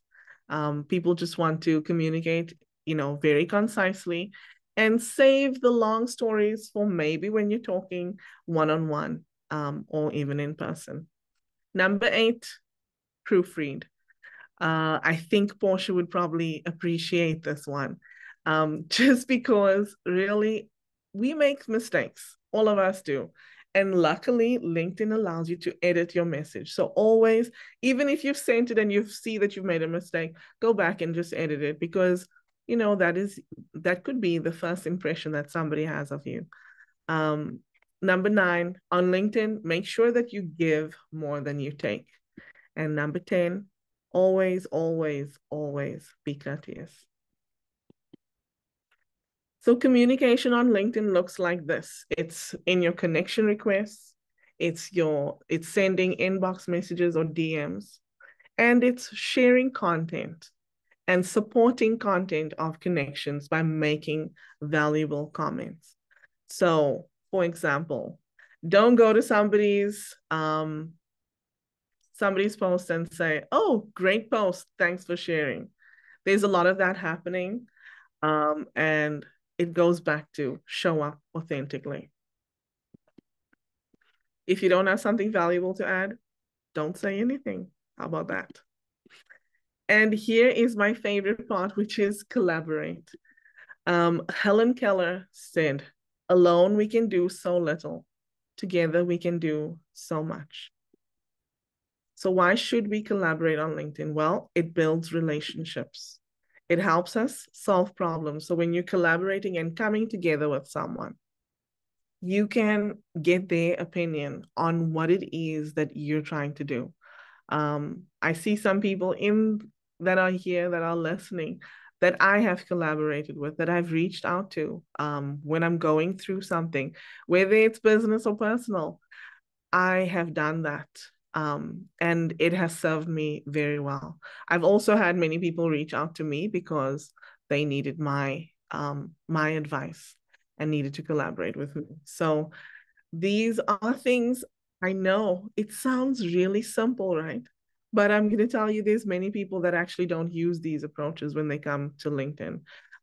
Somehow people think that because it's online, it's different to being in person, and it really isn't. What you want to do online is really duplicate what you're doing in person. Stay the true, authentic version of yourself online and in person. I have a friend that's she's watching, and she is the same person that, when you're talking to her one-on-one, and she's the same when you're in person as well. She knows who she is. I see her raising her eyebrows. Yes, it's you, Catherine. All I have to say is snarky rainbows. So collaborating on LinkedIn helps us learn and grow. I can honestly tell you from my side, I would not be the person that I am today had it not been for the people that I've met on LinkedIn, including Catherine, Dorothy, and others. I have a LinkedIn live show. I actually have two. And seriously, and I still am that person that would love to just show up in a Zoom meeting like this with my camera off, not having to look somebody in the eye. And it's just because the reason why I do it is really because of my community. It's because of the people that I interact with. And how do I do it? It's really because I'm focusing on them. I'm focusing on them so I forget to look at myself and criticize myself, right? There's many of us that do. I mean, you look at yourself in the mirror when you're brushing your teeth, when you're doing your hair, when you're doing your makeup, and you're looking at, all the imperfections. Well, it's amplified when you're on video. But the key is really, for me, it's really to focus on the person that I'm talking to and the community that I'm pouring into. So collaboration also boosts morale. It helps you feel better, right? I can tell you, when I talked to Catherine, when I spoke to Dorothy last night, like, that boosted my morale. And really, you can make friends on LinkedIn. There are so many people that I'm friends with on LinkedIn that I've never touched. Dorothy and I are both in Canada, but we haven't hugged yet. We're going to. I know we will. But really, you can build those authentic relationships. And I think if you can think back to the fact that Portia, Dorothy, and I all met our husbands online, think about those authentic relationships that we built, right? LinkedIn is the same. You can have friendships, you can have business relationships. In fact, for me, I can tell you, all the clients that I've ever worked with, I've met through LinkedIn. So collaborating on LinkedIn also helps us become better. And I think if we're not striving to be better in this life, what are we living for? And I think you all agree with me. That's why you're here at the Confusion to Clarity Summit. So Ian Somerhalder once said, collaboration is the ultimate intertwining of skills, passions, and knowledge. It is what concocts the most shatterproof forms of change making. Here's your homework, guys. Go out there, have fun with it, and reach out if you need help. I'll drop my link in the comments so that you can get access to my checklist. Thanks so much for attending. Let's connect, communicate, and collaborate on LinkedIn. If I'm not connected to you, please reach out. You will find me. I'm the only Ingor van Rooi that you will find on LinkedIn. So thank you so much. And over to you, Dorothy. Wow. Thank you so much for sharing that, Ingor. And it's so true. Without LinkedIn, I would not have met Ingor. As a matter of fact, I would not have met my inner circle if it wasn't for LinkedIn. Funny thing is, I was trying to pitch my book out there to people, and I had been, God told me go to LinkedIn, so I did, and I started connecting with people, and I started going on podcasts, and I started just anybody who wanted to connect, I did. And so this lady by the name of Karen said she had something about rocks, moving your rock or something like that podcast. So I talked to her. She says, "Oh, well, I really need to connect you to this woman named Jen." So Jen is Jen Zahari, who is coming up soon here as one of our speakers. And she said, I never was on this lady's podcast, but Jen was the catalyst in completely transforming and changing my life over the last three and a half years that I've known her, which has led me to my inner circle, which every other Saturday, there's 7 of us that get together that are powerful, impactful, and changing the world. Jen led me to my business partner, Kimberly, who's also inside of that circle. So, and LinkedIn led me to Ingor, who, kind of BFFs here in Canada. And no, we have not met yet, but we will. I've this spring for sure. The winter time here, that's my husband's like, we're not going anywhere on the 401. The 401, for those of you who don't know, it's the major highway that goes from Windsor, Ontario to up north, past Barrie. And it is the one highway, kind of like your 75 over there, ladies, in the States. And so it can be treacherous at times, and I won't drive it if it's crappy weather. So, but yeah, and then I would not have met Drew either if it wasn't for LinkedIn. So all these key critical connections that I had in my life would not have been without LinkedIn. So, and building that community, like, if you are not friends with Ingor, this woman is highly connected to everywhere, anywhere. South Africa, where is that? Oh, I forget his name. I can picture him. He's not from South Africa, but he's from one of the other islands, I think, that you're friends with. I haven't talked to him in a while. Are you talking about Usama? Yes, Usama. So Usama is in the Turkish Republic of Cyprus, but he's originally from Ethiopia. See, like we are connected around the world. And LinkedIn just brings that even closer to us. So thank you so much, Ingor. Like with the community that is out there. As a matter, like Facebook's okay, but LinkedIn, it is more like family, I think.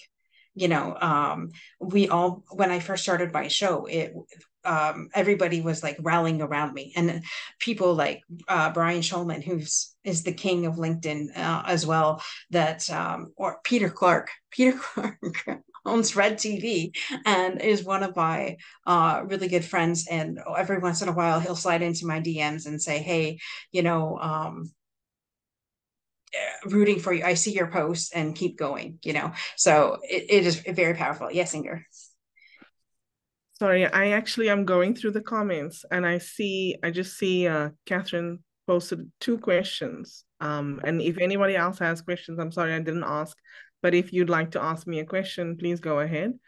So Catherine said, what is the best way to reach out to a connect that you aren't connected with in any way?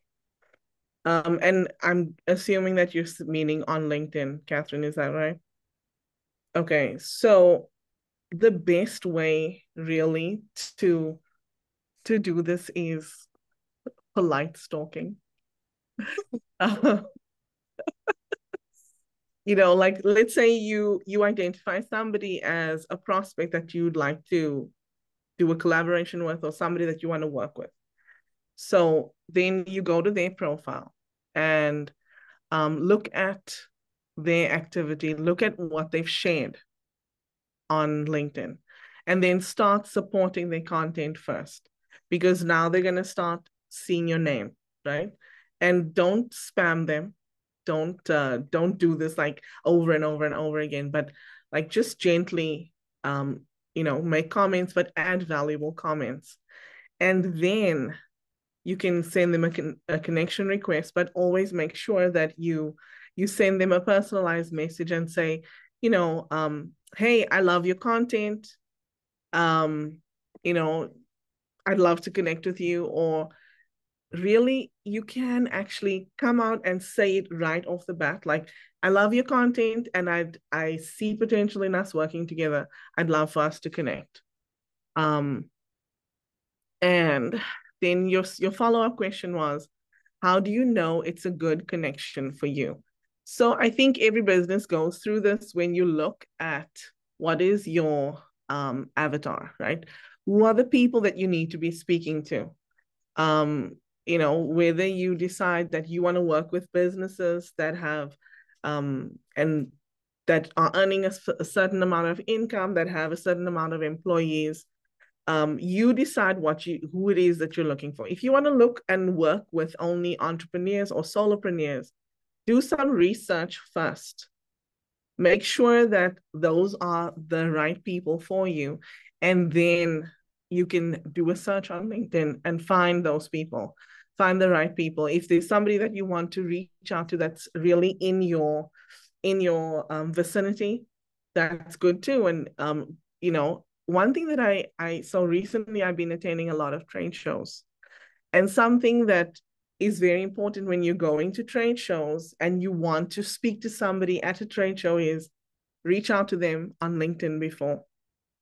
Or if you're going to a summit like this, if there's somebody that you think you'd like to work with, reach out to them before and start establishing that relationship, so that when you get to that in-person event, when you get to an online summit, you've already established that relationship, and then you can really make a better connection with that person. Because and I will say, like, for me, if somebody reaches out to me, I'm going to answer them, but not everybody does. Some people are weary of just starting a conversation when you're sitting in a Zoom room, or when you've met in person. So it's good to massage. It's about massaging the relationship, right? But always, always, always be authentic. Show up as you. Don't pretend, because otherwise those lies are going to come out to bite you. They'll catch up with you in the end. I just want to make sure I catch everyone's questions. Oh, so Catherine posted this. She says, true story. I had 3 stalkers over my lifetime. When I first joined social media and would get the notifications, such and such has started following you, it would freak me out. Stalk first, comment and engage, then request connect. What? No easy button? Nope, no easy button. Sorry. And you will find some people that are connecting with you just to add to their numbers. You will find some people are connecting with you to stalk you. It's normal. It happens everywhere. It even happens on Instagram, according to my kids. Nobody's ever done that to me there, but I have had a few marriage proposals, and worse on LinkedIn. But you just really have to use a sieve, because at the end of the day, that's the society that we live in. People are that way. Absolutely. I get 10 Facebook requests from men per day lately, and it's kind of just disturbing. But my husband has my password. He knows what it is if he wants to go check it out. I use, well, because I serve the military, so if a guy connects with me, it's really not that strange. But then the moment they start hitting on me, it's like delete. Sorry. Yeah. Anyways, especially if I said I'm like, I said happily married, and they don't get the hint. But anyways, that's a whole other story. Thank you so much, Ingor, for your contribution. I loved your talk. Definitely go connect with her on LinkedIn. All right. So our next speaker, Mr. Drew Deraney. Drew was born in Brooklyn, New York, and raised in Hohokus, New Jersey, where he still lives to this day, caring for his elderly mom and his 3 adult children, Matthew, Nicholas, and Emma. Drew earned his BA in psychology, MA in applied physiology, and 2 psychophysiology research publications while in Fairfield University, a scholarship from the Healthcare Financial Management Association, and his MBA in Healthcare Administration from Baruch College, Mount Sinai School of Medicine in New York. His hospital career spanned 24 years, where he was co-chair of the Leadership Institute, spoke at J.D. Power, was one of the 3 leaders interviewed by the Commonwealth Fund, received his communicating with empathy training certificate, and is a certified patient experience professional. 4 years ago, Drew founded Profit Compassion LLC as an entity to coach and empower mostly men to create resilience and authenticity. As Chief Resilience Officer, Drew is the podcast host of From Caving It to Crushing It, and recently became a best-selling author with his book, I'll Have What She's Having, Memoir of a Reformed People Pleaser. In a 9-month span, Drew experienced a grueling divorce, job loss, his son's suicidal ideations, and his father's death, which devastated Drew emotionally, mentally, physically, and spiritually.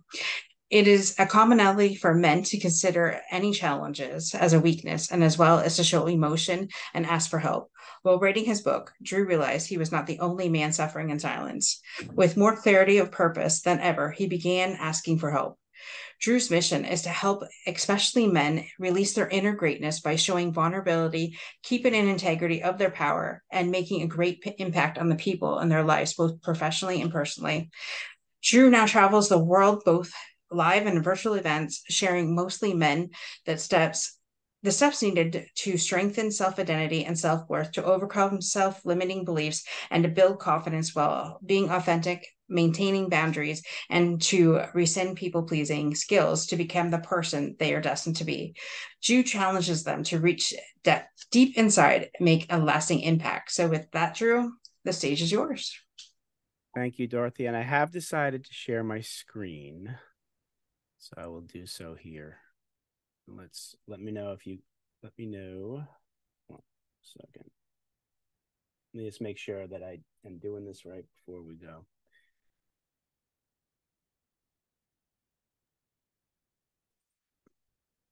Should have had this set up before, because I wasn't going to share the screen, and then I saw your guys' stuff, and I figured, let me just do it. All right. Tell me what you see. Do you see a big? There we go. Now I see your presentation. Okay. Yep. All right. So I call this Get Over Yourself. It's all about getting over our own egos and using the C.A.V.E.M.A.N Formula to overcome self-sabotage. I want you to pay special attention, please, to this question. Are you living your life as the person you really are, or as the person others want you to be? And it took me until I'm 55 now. It took me till age 50 to realize I was living other people's lives. Second thing I want you to think about is when we were young, and it's no fault of our parents or our grandparents or anybody around us, but we were taught that life is linear, right? If you do A plus B plus C plus D, E is going to happen. And inevitably in life, we all have a defining moment, something that steps in the way of one of those letters. And it surprises us. And we have a choice. Do we retreat, or do we move forward and become stronger because of that adversity? Sometimes we don't even realize it's a defining moment. We don't see it, and we keep going the way we've been going, not realizing that we just had a lost opportunity. So life is linear, and then life happens. So we go on a circuitous route called life. Yes, I always start my story saying in July of 2015, a friend of mine called me, my best friend, and he told me my wife was leaving me. She thought it was safe letting him know so he could look out after me. So that's how I found out. We went through 3 years of mediation to spare our 3 children, Matthew, Nicholas, and Emma, who were 7, 9, and 11 at the time, spare them from the New Jersey court system, which really isn't too friendly to men and children. So April 3rd of 2013, I walk out of the Hackensack, New Jersey courthouse with a piece of paper called a divorce decree. It was legal closure, right? All the other types of closure really come, if they come, they come a lot later. But that legal closure is that piece of paper saying, you know, you're not married anymore. And even though I had 3 years of trying to, you know, understanding that and realizing it's going to happen, when you have that piece of paper and you read it, it still, it shocks you. And many men, like myself, tie their self-identity and their self-worth to their significant other and to their profession. And when you tie your self-identity to external circumstances, you're going to be disappointed quite often. So this was April of 2018. Now I decided at this point to kind of rise up and treat this as chapter 2 of my life. And my 50th birthday was 6 months later, October 6th of 2018. Threw myself a 50th birthday party, invited everybody from my life, and they showed up. One of the best days of my life. I did not know what was to come, because what ended up happening is right around the same time of my 50th birthday, I had worked in the healthcare field for 24 years. In the last hospital I was at, I was director of patient experience, and my manager inadvertently let some patient information get discarded. And when that happens, you know, the right thing to do is to report it. So I did. 10 days after my 50th birthday, I was called into human resources with my boss, and I was let go. I was fired for a leadership change. And when you're an at-will employee, you really never know, find out why.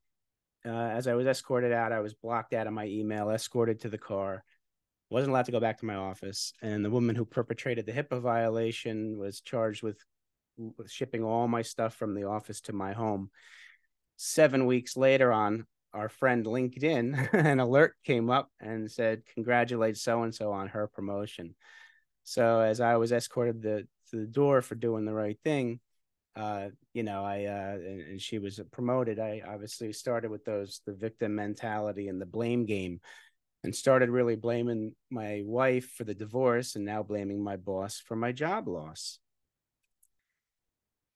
10 days after I lost my job, I was bringing my son to his therapy session, and the therapist comes out crying. And I learned that the night before, my son, unbeknownst to me, was on the phone with his girlfriend with a razor blade and had a little cut on his wrist. And thank God she talked him down. So that was the second big hit after the divorce. And his mother and I had to bring him to, you know, the emergency room to really have him. He needed help.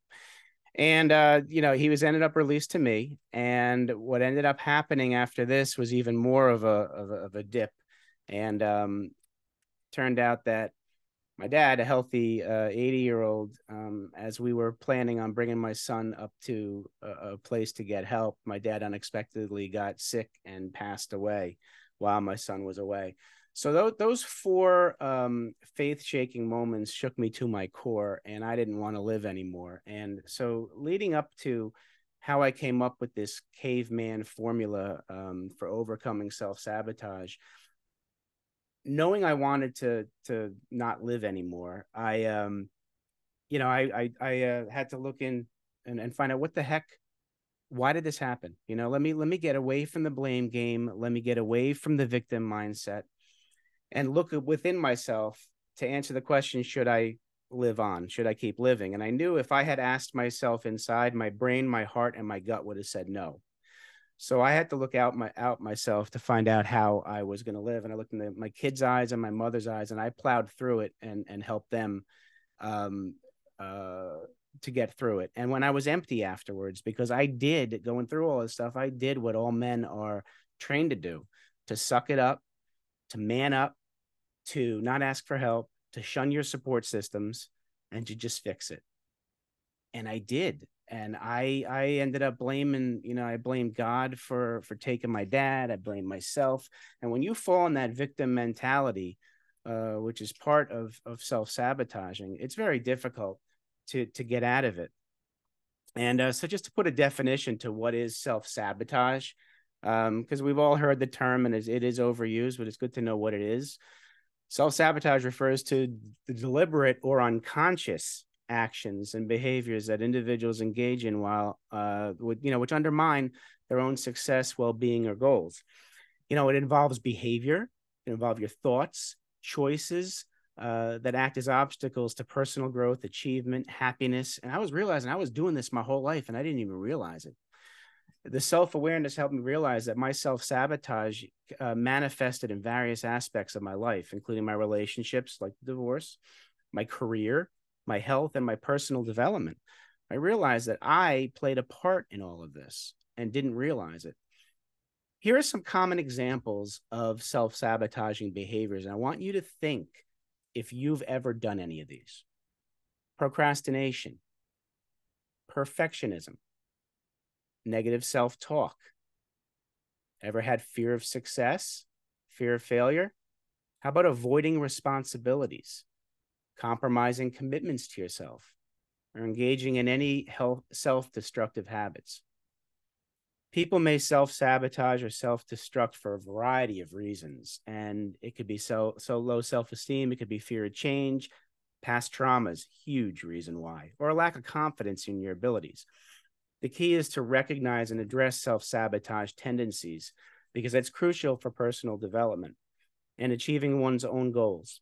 And it often includes self-reflection, self-awareness, and a variety of other things, which I will get into. And, you know, it was a breath of fresh air for me when I was writing the book, and I realized that the way we wrote the book, it was on Zoom, right? I had because of COVID, you know, we talk about things that we wished never happened. I look for silver linings, and the silver lining for me with COVID, I got to meet people across the world, great human beings. One of the people I met was an editor who I wanted to write a book, always wanted to write a book, and never had content. Well, now I had content, guys. And so as the way we wrote the book is, I didn't do pen to paper. We did it on Zoom with Otter in the background transcribing the words. So it was basically, I told my story to as many people who would listen, and to her so many times. And then it was transcribed, my words onto paper, and then I could massage it and turn it into a book. And as I was telling my story, hearing my own story, my own ears, I started to heal from within. And damn, that was cathartic. And anytime I would tell my story to other men and other women, people I either knew or didn't know that well, they would start telling me their story. And somebody talked about superpowers before. People have been telling me my superpower is to break down walls. I had people telling me their story and they'd never told it before out loud, and they started to feel better. And I started to feel that I was onto something. Now, what I realized is that we often subconsciously, we act in ways that cause us to self-destruct. And this is where I finally realized I was a people pleaser my whole life. And a lot of people pleasing tendencies can be misconstrued for being nice. How many of you have difficulty saying no to people? That's people pleasing behavior, right? You want people to like you, right? The most important thing is to start to uncover and address these blind spots. Those are those subconscious things that we do to self-destruct. But how are we going to uncover them? When we tell our story, or we allow people to be with us when we're emotionally vulnerable, and they're people who can bring us up rather than knock us down, they can help us uncover some of these blind spots. And I found out so many blind spots that I had that I did not realize. And so what we did when I was writing the book, yeah, it's called I'll Have What She's Having, Memoir of a Reformed People Pleaser. And many people, and people, if you're my age, you may have seen a movie When Harry Met Sally. So like there was a part where they were in a restaurant. It was Billy Crystal and who is the Meg Ryan. And she fakes an orgasm, and an elderly lady says, I'll have what she's having. So a lot of people think, Drew, is that why you wrote the book? I said, no, but I'm glad, it catches people attention. The reason I wrote it or called it that is because I had a tendency, and it was with my wife and when I was divorced, when I went on dates, or anybody, whether it was in a restaurant or anywhere else. So picture this, you're in a restaurant and we're sitting at the table. The waitress comes over and says to the woman, ma'am, what would you like to eat? And as she's ready to answer, I'm looking in the menu and I see the steak, and I know I'm going to get the steak because I want the steak. And the woman across the table says, you know what? I'm going to have the salmon. Waitress writes it down. Waitress looks at Drew. What would you like? And I go, I'll have and I want to say steak. And what do I say? you know what? Salmon sounds good. I'll have what she's having. And I'll be like, why did I say that? And for so many years, I did that in so many different places, not realizing that I was doing things to try to please somebody else. And I did this in every aspect of my life. So as we're writing the book's really about the 2023 Drew educating the 1999 through 2022 Drew. Because I overlapped. I looked at all the patterns, all the key dates in my life and things that I did and how I thought, behaved, and acted. And I wanted to see if there was a pattern, and there was. So I said, okay, I got all these darn pain points I want to get rid of. How am I going to do it? And so I put together the C.A.V.E.M.A.N formula, which is really the solution. So you've got to find out what your pain point is, what your pain is, and you can apply this solution. And it's in no specific order, but I came up with the acronym because in caveman times, our brains were meant where the man went out and hunted and protected, and the women did everything else, right? And as we've evolved, the male brain really hasn't evolved that much, and many of our brains haven't evolved that much. So men need to kind of adapt to where we are now to be both masculine and feminine, because we got those energies inside of us. So this is where this all comes from. And I talk about redefining what it means to man up. And what I mean is still have the strength and the understanding, self-awareness, understand your value. So know your worth and stand your ground. And that's what I mean by the strong and you can still be empathic. You don't have to choose. So I use the C.A.V.E.M.A.N formula to overcome my adversity. And what does it stand for? The C in C.A.V.E.M.A.N stands to connect with your inner self.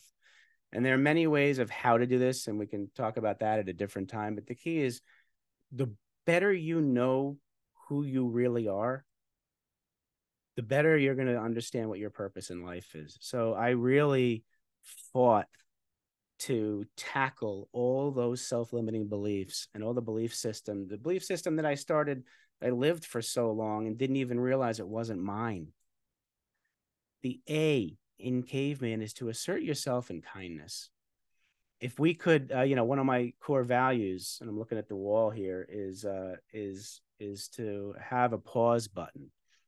And what that means is you need enhanced clarity of your life's purpose to live in service and kindness. So when I used to educate at the hospital, I would do nurse rounding, and I'd be with the nurse, and they would go in and speak with the patient. I would listen and give them feedback afterwards. And what I meant was, you could have a nurse who can talk to a patient who could be a really difficult patient or whatever, and she could be flustered coming out of that room. And the key is there's another room, another patient you're going to go speak with. Before you go in, so you don't carry in that energy from your previous conversation, hit the pause button. And that could be something in your pocket that makes you happy, makes you smile. Picture of your child, a rock you got from the beach. And basically think about that and clear your head before you go in. And that's how you can act in service and kindness. So for me to assert myself in kindness, I have to remember that anything that happened previously to me is done. And I can recreate my life every 15 minutes. And so I'm going to assert myself in kindness. The V is to value experiences of your past as lessons learned. I used to regret certain decisions I made or saw failures as not a positive thing. I started to change that. And so if you can value your experiences as lessons learned, that's another way to help you get over and overcome self-sabotage. E, educate yourself with self-awareness. Most of us, and you'll see some data I'll show you at the end, we run most of our life in autopilot. And until we either fight or flight, until we pause and look inside, we're not going to know enough about ourselves until we do that. Master living in the present moment. There's nothing worse than living in the past and living in the future. Living in the past, you're depressed and you regret.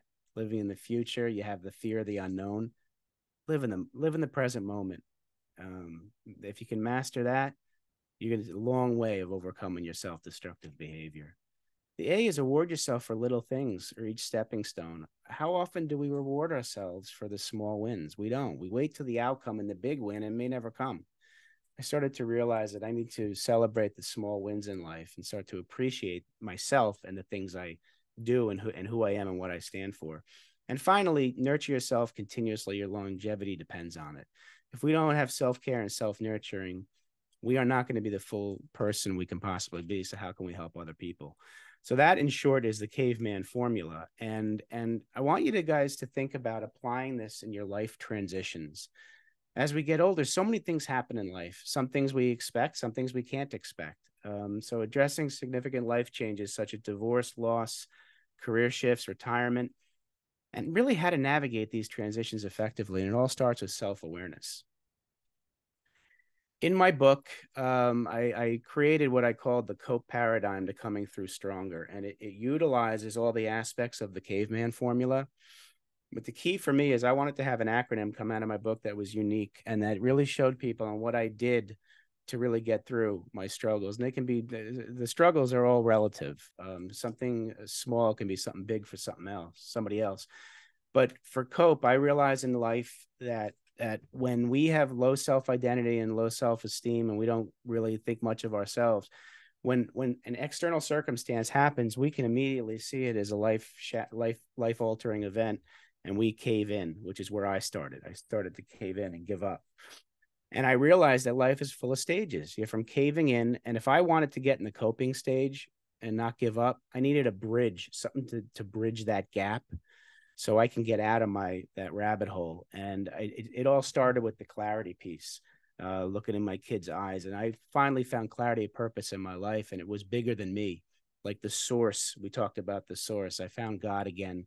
I found my friends again. I found my family again. I found myself again. And that clarity of purpose in my life, when I realized my life is to help men now stop suffering in silence, I tell you, it felt like I lost 1,000 pounds. And so that clarity started, and that clarity is that bridge, that little piece that brought me from the caving into the coping stage. And to get through my coping stage to where I'm going to be soon is the crushing it stage. I'm not there yet. We're all a work in progress. And that's opportunity. I had been seeing everything, all these as barriers and obstacles. And once I had that clarity of purpose in my life, I started seeing barriers as opportunities to move forward. And opportunities are only as good as you grasping them and taking action. I started taking action on things I used to see as barriers, as opportunities. And you know what started to happen? I started to have these small wins, which started to build my confidence. And with those small wins, I started to take on more opportunity and progress even further. And finally, the evolution phase is I started to evolve. And I realized that I am a good person. I can look in the mirror and now tell myself I love myself, which I never was able to do, guys. Try it when you go home or after this. Look in the mirror, tell yourself you love yourself, you trust yourself, you respect yourself, and you have confidence in yourself.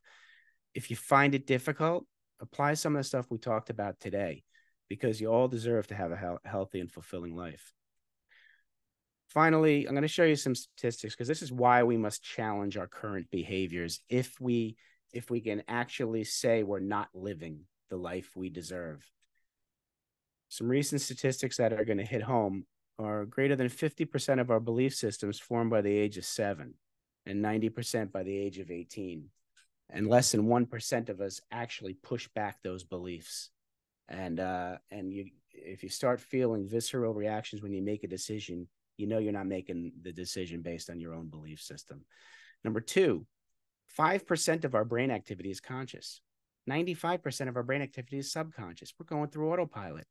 Utilize that 5% of brain activity, that conscious brain activity, to be self-aware and make some changes and build some new habits. So those new habits can then become the 95% of our autopilot.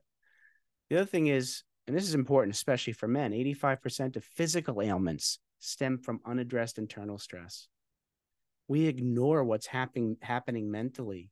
We don't notice it. And then it comes out as an external event, a headache, a backache, it could be cancer, anything like that. But we don't address our mental health. 85% of that unaddressed internal stress comes out as something physical. So it behooves us to address it.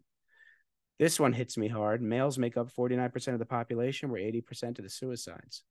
We hold everything in. We're trained to hold in toxicity, right? Research shows that our tears have natural toxins in them. God made our tears to come out.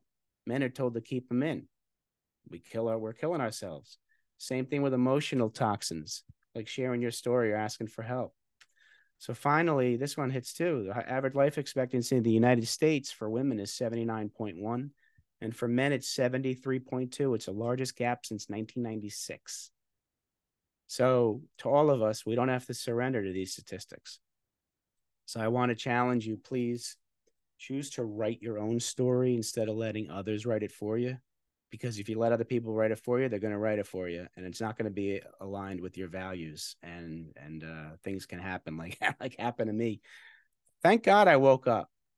So that's me. Men are expected to suck it up, man up, not show emotions, just get it done. What I do is I help men stop their self-destructive behavior, which is for men the number one roadblock keeping us from reaching our goals. So let's redefine what it means to man up. Thank you. Wow, Drew. That was amazing. As always, Drew has been on a couple of my shows, and every time he nails it. And I go to him for advice when there's something that's bothering me with my spouse, or how on the men's side, can you help me identify with what's really going on his side? And I took his advice back in September when I had a very allergic reaction to something, and it took me almost a month to heal. And I'm go, go, go. I'm never down and out. And so he said to me, Dorothy, you have to be vulnerable with your husband. And I'm like, that's not me. I suck it up and I continue to go on. Like I am, I'm not going to say I'm the man in the relationship, but I'm the one that usually sucks it up and goes. And in telling my husband, I finally had enough. I had conferred with my holistic doctor. She said, you need to go find a pool right now, and you need to go for a swim. You need to be submerged in chlorine. So I did that. And before I left, I'm like, you know what? If you want to come to the pool, that's great. If not, like, because I was feeling guilty that I should have contacted my stepson and seen if he wanted to go too, because it's not something we normally do. But I'm like, you know what? I can barely take care of myself. If you want him to go, you're gonna have to come too. And he, of course, didn't. I come home, everything. Dinner was prepped, lunches were prepped for the week.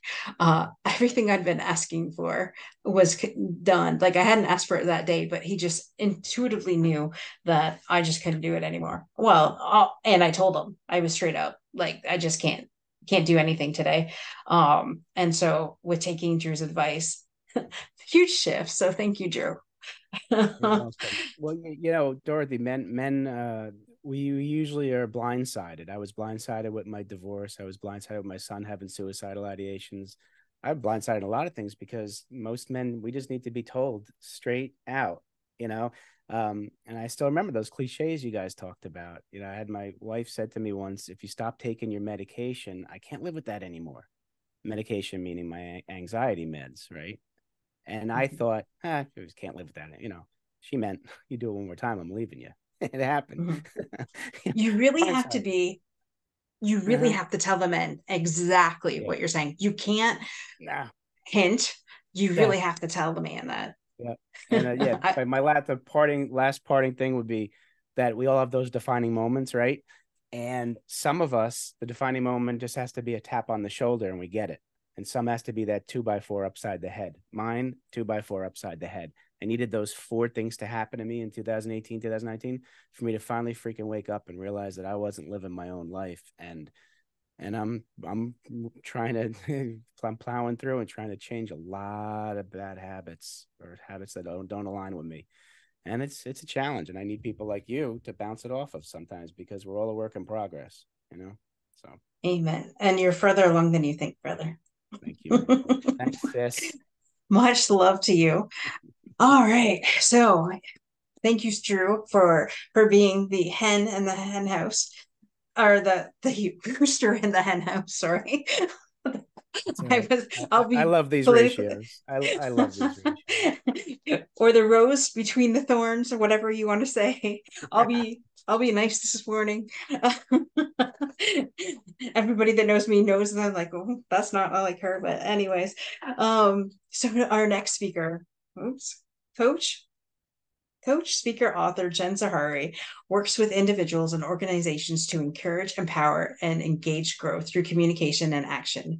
She believes in getting to the root of the issue and addressing those in order to create a strong foundation to build from. Jen is driven to help people and businesses thrive in an unprecedented way.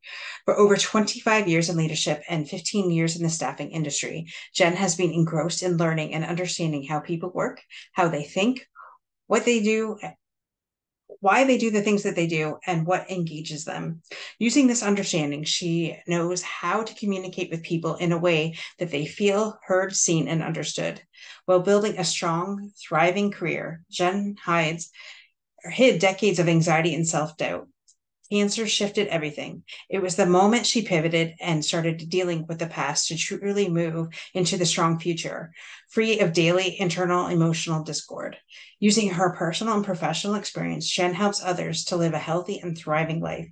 Her individual coaching programs support people in many areas, including overall health and wellness, anxiety, finding life's path, purpose, relationships, community, body image, and self-confidence. Jen's business consulting programs include employee coaching, workshops and training, business evaluations to identify areas of improvement, uncover shops, and other development areas. On the side, Jen loves spending time with her husband, son, and friends. In addition, she enjoys photography and anything that keeps her active and outdoors. With that, Jen, the stage is yours. Thank you, Dorothy. I'm going to share my screen. I'm going to go here. Can everyone see my screen? Yeah? I can't hear anyone and I can't see anyone. I apologize. Technical difficulty. Yes, Jen, I can see your screen. Jen. Yep. Can anyone give me how I can see all of you on the side? Go up to the gallery, I think. Up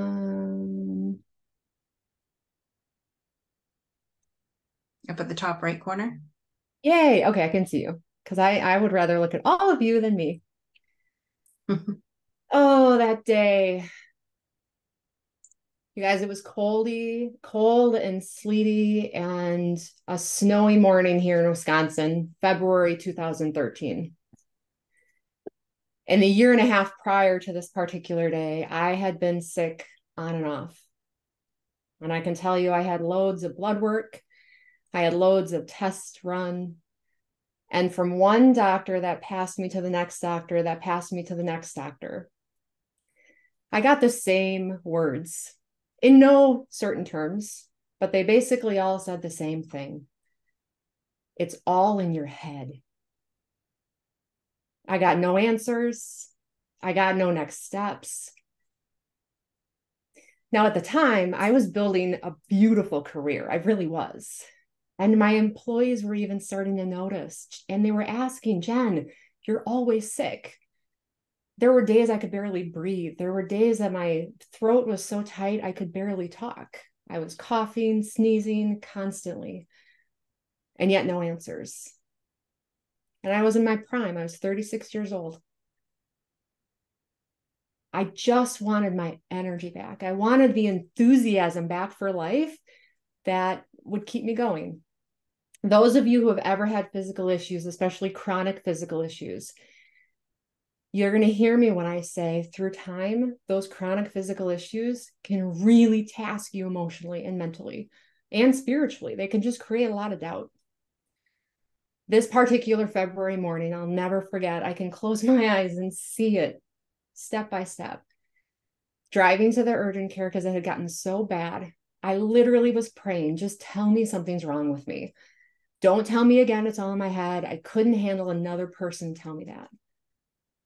And I sat on the exam table, and this physician assistant, I'm going to be forever grateful, because she tapped on my throat and she said, wow, you have a lump. And I said, thank God, I'm not nuts. Thank God, finally somebody acknowledged that I had something going on. And I wasn't scared. And that's the interesting thing, because it was my opening up to being able to say, woo, I can figure it all out now. And here's what they found in the tests to come later. I had CAT scans, ultrasounds, the whole gamut, and they had found a 4-centimeter cancerous tumor in my throat. Again, wasn't scared. It was one of those defining moments that I was like, all right, we're going to take care of this so I can keep moving on with life. And in the months to come, I had, of course, more diagnosis, 2 surgeries. They took one side and then they went back in to take the other after they reconfirmed cancer. And I'll tell you, that is the day that my journey began. Because that's the day I started looking myself in the face and saying, how have I been living life? I think Drew said it earlier, and I can't agree with it more. My dis-ease in life was my voice. My dis-ease in life for so many years was anxiety, crippling anxiety inside. Nobody saw it outside because you can't show that, right? We got to show up strong. But man, inside I was horrible to myself. And this was the moment that I started doing what I wanted to do versus doing what I thought I had to do. And this was the defining part in life that I knew that I was comparing myself in ways that were just unfair to myself. And I can tell you, in the nearly 11 years since, I am a changed person. My growth has been exponential in life. And I see things through an entirely different lens than I ever have before. And if I'm not excited at life, I change it, because life is too darn short and I could die tomorrow, and I'm not going to live in such a way that I'm not happy with today. So I'm here with all of you today, and I'm so grateful for Dorothy for inviting me to share with you 5 of the key elements. They're just 5 of the key elements that I use in my everyday that I hope lands in some way with all of you. I'm going to make a request. Sometimes we come into things thinking, oh, I know all this stuff already. And the minute we know it all already, we immediately shut off our ability to learn. So I'm asking you, if you know it all already, just take that, put it in your box, and we're going to put it over here for the next 25 minutes or so. And just listen for things that resonate. Some will, some won't. But whatever resonates with you, I invite you to take it and run with it to whatever level feels most comfortable for you. Before I go further, so you know a little bit more about this lady sitting in front of you talking, here's just a little bit more of my track record that I thought I would share, because we all have different things that we've been through in life. And I love what Portia said, that when we share our life, it really people can know what might help them. I grew up obese. I'm not overweight. I was obese. And I faced all the words that came along with it until my early 20s. I'm so grateful that I let go of 160 pounds in my early 20s, and I've maintained it for over 2 decades. Aside from the 20 pounds hormonal weight that comes when you're over 40, that's going to happen. I built a career from the entry-level position to the director-level role. I'm a cancer survivor. I'm a stroke survivor. I'm a heart surgery survivor. I'm the person, and I'm so grateful, and this is humbling saying this, I've overcame massive internal anxiety and self-doubt and lack of self-confidence over the last 12 years especially. And that comes in stages. You're going to hear some of those stages today. I've been leading, coaching, guiding, and training for people for over 27 years. And I built a successful coaching company from the ground up that's now been successfully running for over 5 years. In addition, I hold 7 certifications in various coaching capacities. And finally, and to me, the thing that is most at my heart, I've been studying human behavior for a lifetime, because people are key to me. And I am genuinely the person who wants to find what makes people tick and what gift I can bring out in that human to cause them to be their best selves. Because that is, to me, the truest gift that I have to give in this world. So now let's dive in the time, and I'm going to try to keep it to 30 minutes, but I can get a little long-winded. So Dorothy, if you have to cut me off, feel free. Look inside and listen to yourself.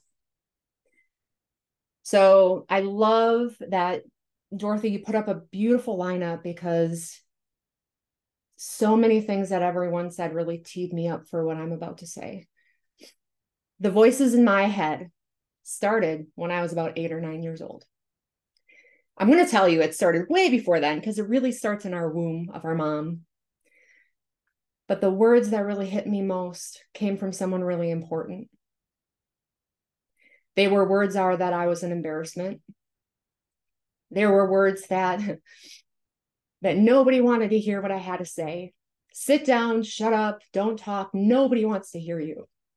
Ooh, I didn't expect emotions today, guys. And at the time, I didn't recognize what that did to me. At the time, I was this gregarious, outgoing little girl. Still am. And I didn't realize what all that was doing to my emotional cellular demeanor. Because we can be and we can show up in a certain way, but our body knows those words, guys. And throughout time, I kept showing up as that outgoing girl who was unafraid to talk to anybody. But year over year, decade over a decade, those words of "you're an embarrassment," those words are "nobody wants to hear your voice," it was building. And those internal words started getting loud. And then I joined the business world. And I can tell you, being a sales leader and a leader in general, sales and networking really amplified this for me. And I mean, I'm a little embarrassed to have to say that. My first networking event, it took me 45 minutes to walk in the door, because I was so terrified of embarrassing myself. Because I had to show up strong. I had to show up confident. And the words in the background and the positions that I was in, I sat in a lot of corporate meetings. And I can tell you, after those corporate meetings, I would walk out and just replay, did I say it right? Did I do it right? Am I saying it right? Am I doing it right? Every minute of every day, I question, am I saying it right? Am I doing it right? Am I living right? No, but if you're in that voice right now that you're wondering if the things that you're saying and doing in life are right, trust me, they are. If they're your heart, they are. Cancer was my defining moment. It was my pivot. And it was a moment that I knew that it was time to change. It was really the best thing that ever happened to me, because it caused me to start looking at the brain and brain behavior and neurology and internal voices and how it all worked. I'm a knowledge person. If I know, oh, here's how the brain works, now I can fix it. That's a gift to me. I'm going to move you over. Roy T. Bennett said, and I love this quote, "Listen with curiosity, speak with honesty, act with integrity. The greatest problem with communication is we don't listen to understand, we listen to reply. We listen with curiosity, we don't listen with the intent to reply. We listen for what's behind the words." And I share this quote with you not in reflection of other people, but in reflection of you. Do you listen to you? Do you listen to what all those words say every day? All the habits that you're in. For look and listen next steps, I'm going to give, for each step, I'm going to give you just some next steps. I love action, so I'm an action girl. So here's 4 steps you can use to just get this one started for yourself. First and foremost, I would look at what habits have you formed. Drew pointed to it earlier. We have at least 43% of our everyday is habitual. And that could be good habits. We might be going to the gym every day. We might be having good nutrition. We might be practicing gratitude. And we have all of these negative habits that we've formed over time because of our stories and beliefs. Next up, get clear on what your inner voice has to say. I saw in the comment earlier, someone said something to the effect of, how do you know your blind side? I forget who said that. But I can tell you, sit with it. Really just sit with what emotions you're in every day. Make small notes of, ooh, here's the words that keep showing up for me. And that'll help you find your blind spots. Next action, what do you wish, pray, or dream for most often? Man, we grow up and we stop dreaming. but we deserve the dream. And often in shoving that dream down, we get ourselves into trouble because we're not living our truth. And we all deserve to live our truth. Finally, just do an ask. What do I want in life?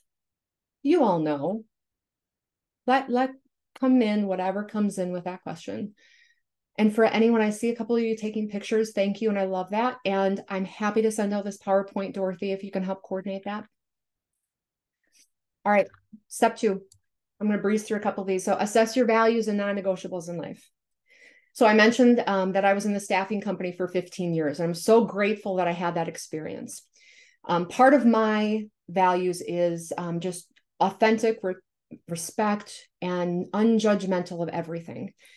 What I'm about to share, I want you to know that there's no judgment behind anything. It's just my truth. And it's my authentic story. I'm so grateful for the 15 years I spent in staffing and every human I interacted with, and they just had different values than me. And one of the things I learned very quickly, so my role, I initially started in a field role. So I had a disconnect from the corporate environment, right? So really I could be over here living in my field role and live my values because corporate didn't really touch me much because I was a performer. So they knew I'd always get the job done.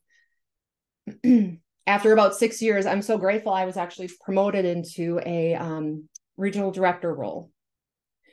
And in my promotion into the regional director role, I had a seat at the executive leadership table. And I'm telling you not all this to be boisterous. It's just truth of the matter. What I learned really quickly in being in those executive leadership team meetings is how different I was than the company was. And I sat in some of those meetings and I heard how they talked about the humans in our care. And I heard all the disempowering things of just pushing people down. And it was completely in disregard of my values. And I didn't realize for how many years I was disregarding how they talked about people. Again, I was in staffing, so I literally worked with hundreds of thousands of people. And I was so grateful to work with CEOs and owners and executives. And I was so grateful to work with all my production folks and my manufacturing folks. And I would be the human who would say, how can we lift these people up and help them to their next level? And that wasn't always the case for the other leaders in the organization. And that cancer moment, I can tell you, it was eye-opening because it was like, whew, knocking on the door, Jen, it's time to change. Because this isn't who you are. Napoleon Hill once said, today is the first day of the rest of your life. Are you satisfied with where you are and the direction you are going? If not, take control of your life and change whatever needs to be changed. You and only you have the power to do this. You can change your world. 3 steps on this one. And I love that we started off. And Dawn, thank you so much for really kicking us off beautifully with values. Assign your values. Brene Brown actually has a great value list on her website. So if you need a starting point, highly recommend hop on her website and print it out. It could just give you some keywords to start with, so you're not starting from a blank slate. Within those values, I highly recommend to decide which values you have that are non-negotiable. I believe that there's some values that these are non-negotiable. I'm not going to live outside of these. And there are some values that we say, well, I can modify this slightly, and maybe it means I need to redefine the value. Second up is just, what are your non-negotiables in life outside of your values? What are the ways you're going to say, I'm going to live this way, and it's a non-negotiable for me? Lastly, who do you want to be in life? This is one of my favorite that I ask clients is just, who do you want to be as a parent, as a partner, as an employee, as a leader, as an owner? And when you know those and you step into those, it makes life so much easier. Step 3, unlock your next level. So about 2 weeks after having my thyroid removed from that second surgery, I was cleared to go back to work. What I hadn't shared with anyone at the organization was that my voice wasn't coming back. The doctors weren't sure if they nicked my vocal cords. My voice was rough. It was hard to just get fluid sentences out in that people could hear them. Guys, that scared me. My whole career was my voice. As a sales leader, as a regional director, as a leader of teams, every role that I've ever had in life required my voice. I was genuinely scared. I was scared of how am I going to take care of my family? I was scared of what am I going to do for work? Is the only thing I knew was how to use my voice. And it was the first time in my life that I had a suicidal ideation. And it was scary. It's really scary. In the couple months, in the couple months following that, they got more prominent. And I'm so grateful that I have a beautiful North Star of a son. And he was my North Star. Like, there's no way that I'm going to leave this planet with that young man. It's not going to happen. And that was the moment that I kicked it in gear and unlocked my next level. Because we all have it. I promise you, you all have it. And that was my reminder, like, Jen, you're the girl who let go of 160 pounds with no help. I did that with zero help and maintained it. I did that. I had to look deep and remind myself that you broke through your networking fear. You've brought in multi-million-dollar businesses for your company. You broke your fear of public speaking. You did that. What are yours? Marcus Aurelius, I love this quote. Look well into thyself. There is a source of strength which will always spring up if thou will look. Mahatma Gandhi said, strength does not come from physical capacity. It comes from indomitable will. What's your indomitable will, guys? Unlocking your next level, there's 3 steps, 3 questions more. I'm going to call these pondering thoughts. What is your next level? What are all the things, all the hard things you've done in life? And don't sell yourself short. It could be you had that hard conversation. It could be you left that hard relationship. It could be that you made it through the day. Because sometimes we just have to make it through the day. And what are you avoiding? Where do you have to dig deeper and say, you know what? I'm avoiding this. And Jen said I need to tap into my next level. And this is me tapping into my next level.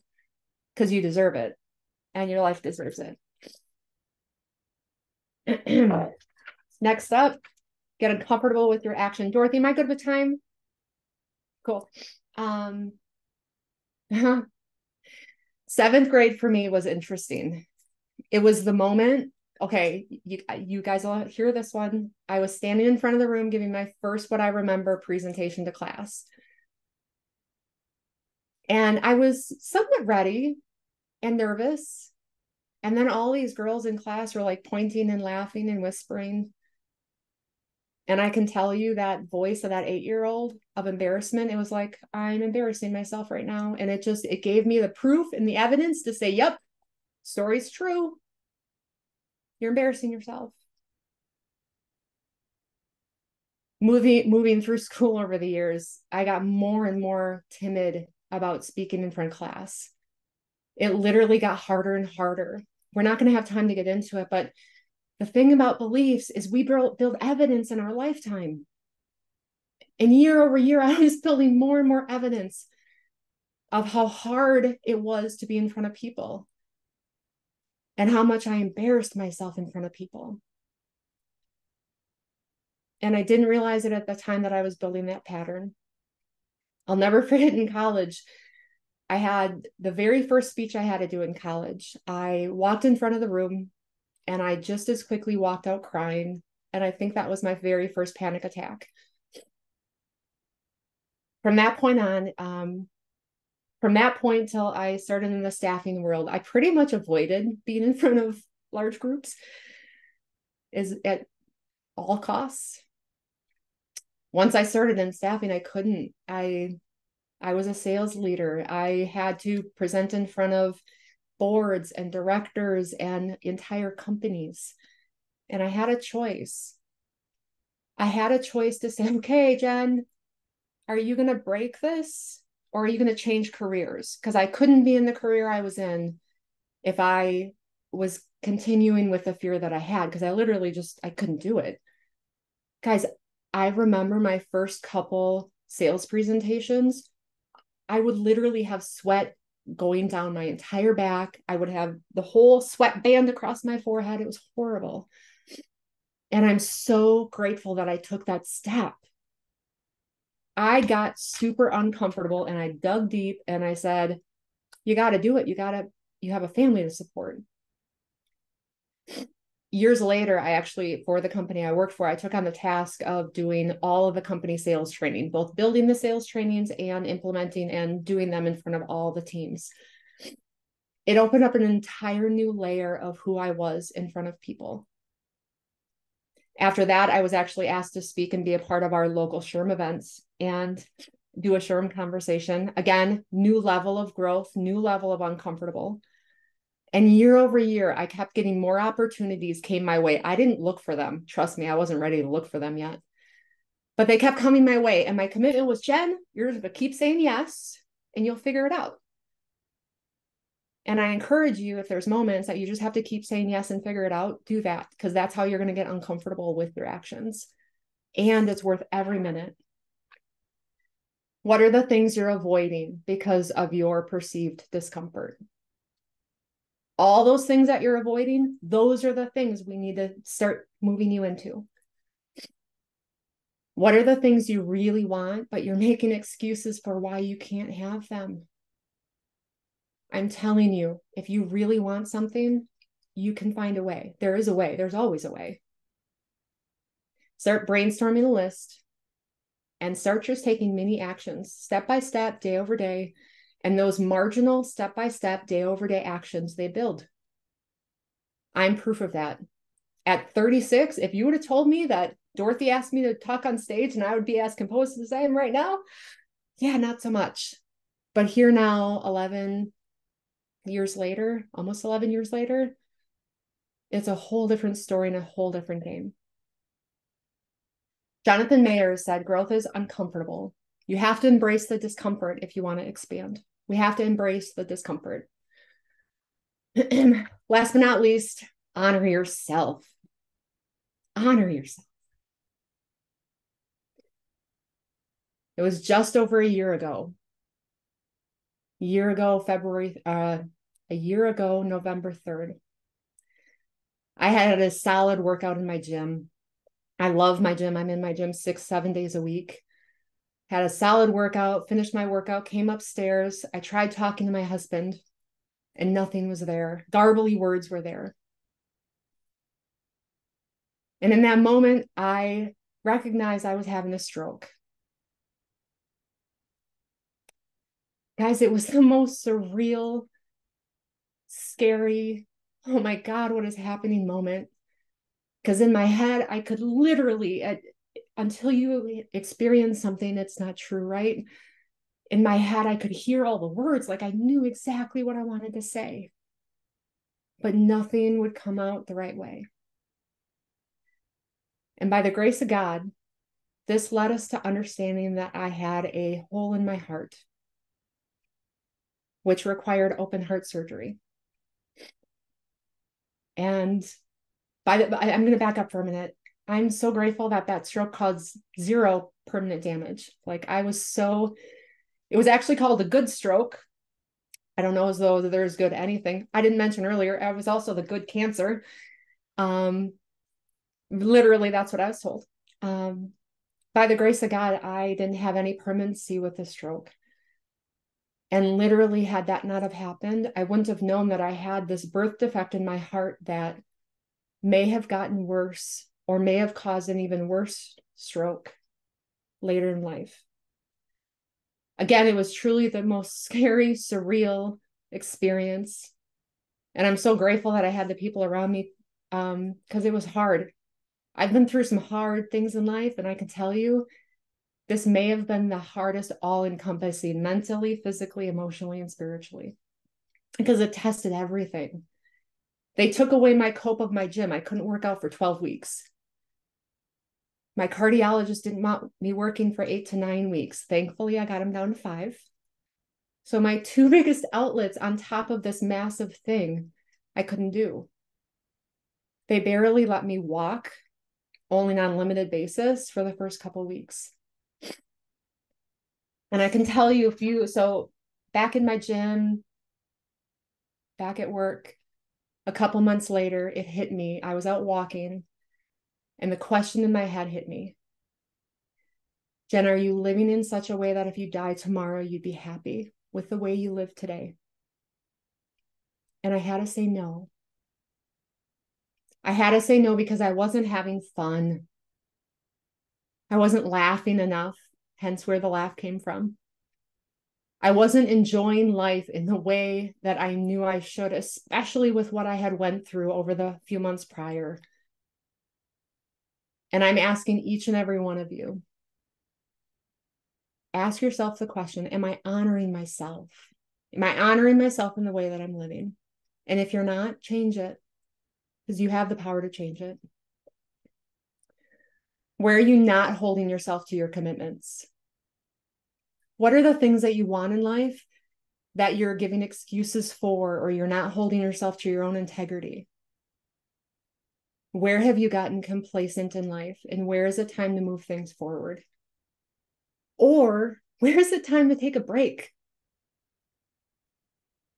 I'm kind of a workaholic. Like, I love what I do. It doesn't feel like work to me. And Dorothy and Kimberly can tell you this, I am not good at having fun. And that's normally mine. I need to have more fun. I need to just loosen up. And finally, what is it going to take you to get into action for you? For nobody else, but for you.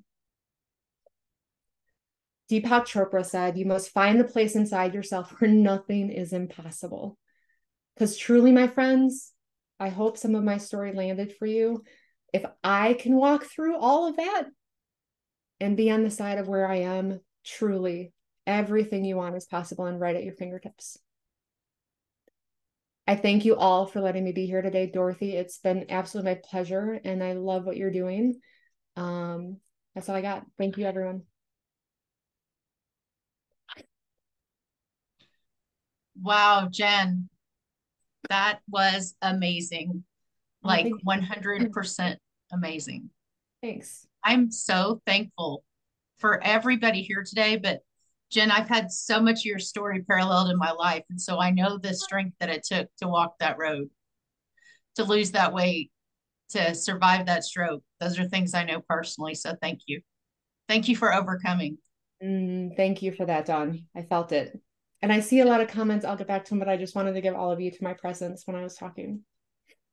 Absolutely. And we're going to have that Q&A time as well. So if you had a specific question that didn't get answered, hold on to it in just a few minutes. But right now, I have the distinct honor and privilege of introducing our next speaker, who is also our MC for the day. She is also the one who has connected all of us and brought us all to this platform. Many of us she's helped raise up in her platform, and we all can 100% agree that she is truly an overcomer. But let me read you a little bit about who Dorothy really is. Dorothy Graham Odell was born and raised in Ontario, Canada. She's turned her love of books into her next career, which is writing them. She wrote her memoir, The Overcomer, Facing Challenges with Faith and Courage, in January of 2021, and her second book, The Overcomer Playbook, in November of 2022. Dorothy is a keynote speaker as well as a producer and host of two powerful shows, The Overstoppable Overcomers on Monday nights and The Power Half Hour Unstoppable Business Owners on Wednesday. She believes that everyone has a story, and she wants the world to know about you. And she really lives out every bit of this, y'all. She also helps small businesses to be seen and heard. She loves to shine the spotlight on them and take away the painful chores of making video content for their business. She has a gift of putting you at ease and having your natural gifts come out.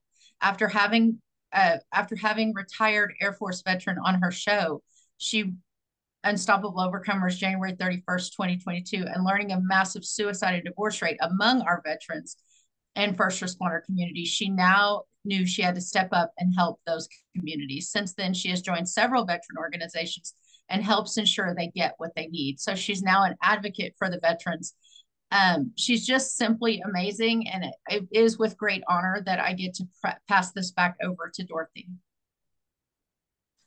Wow, thank you so much. And thank you all for joining us today. And Jen, wow, your story was absolutely incredible.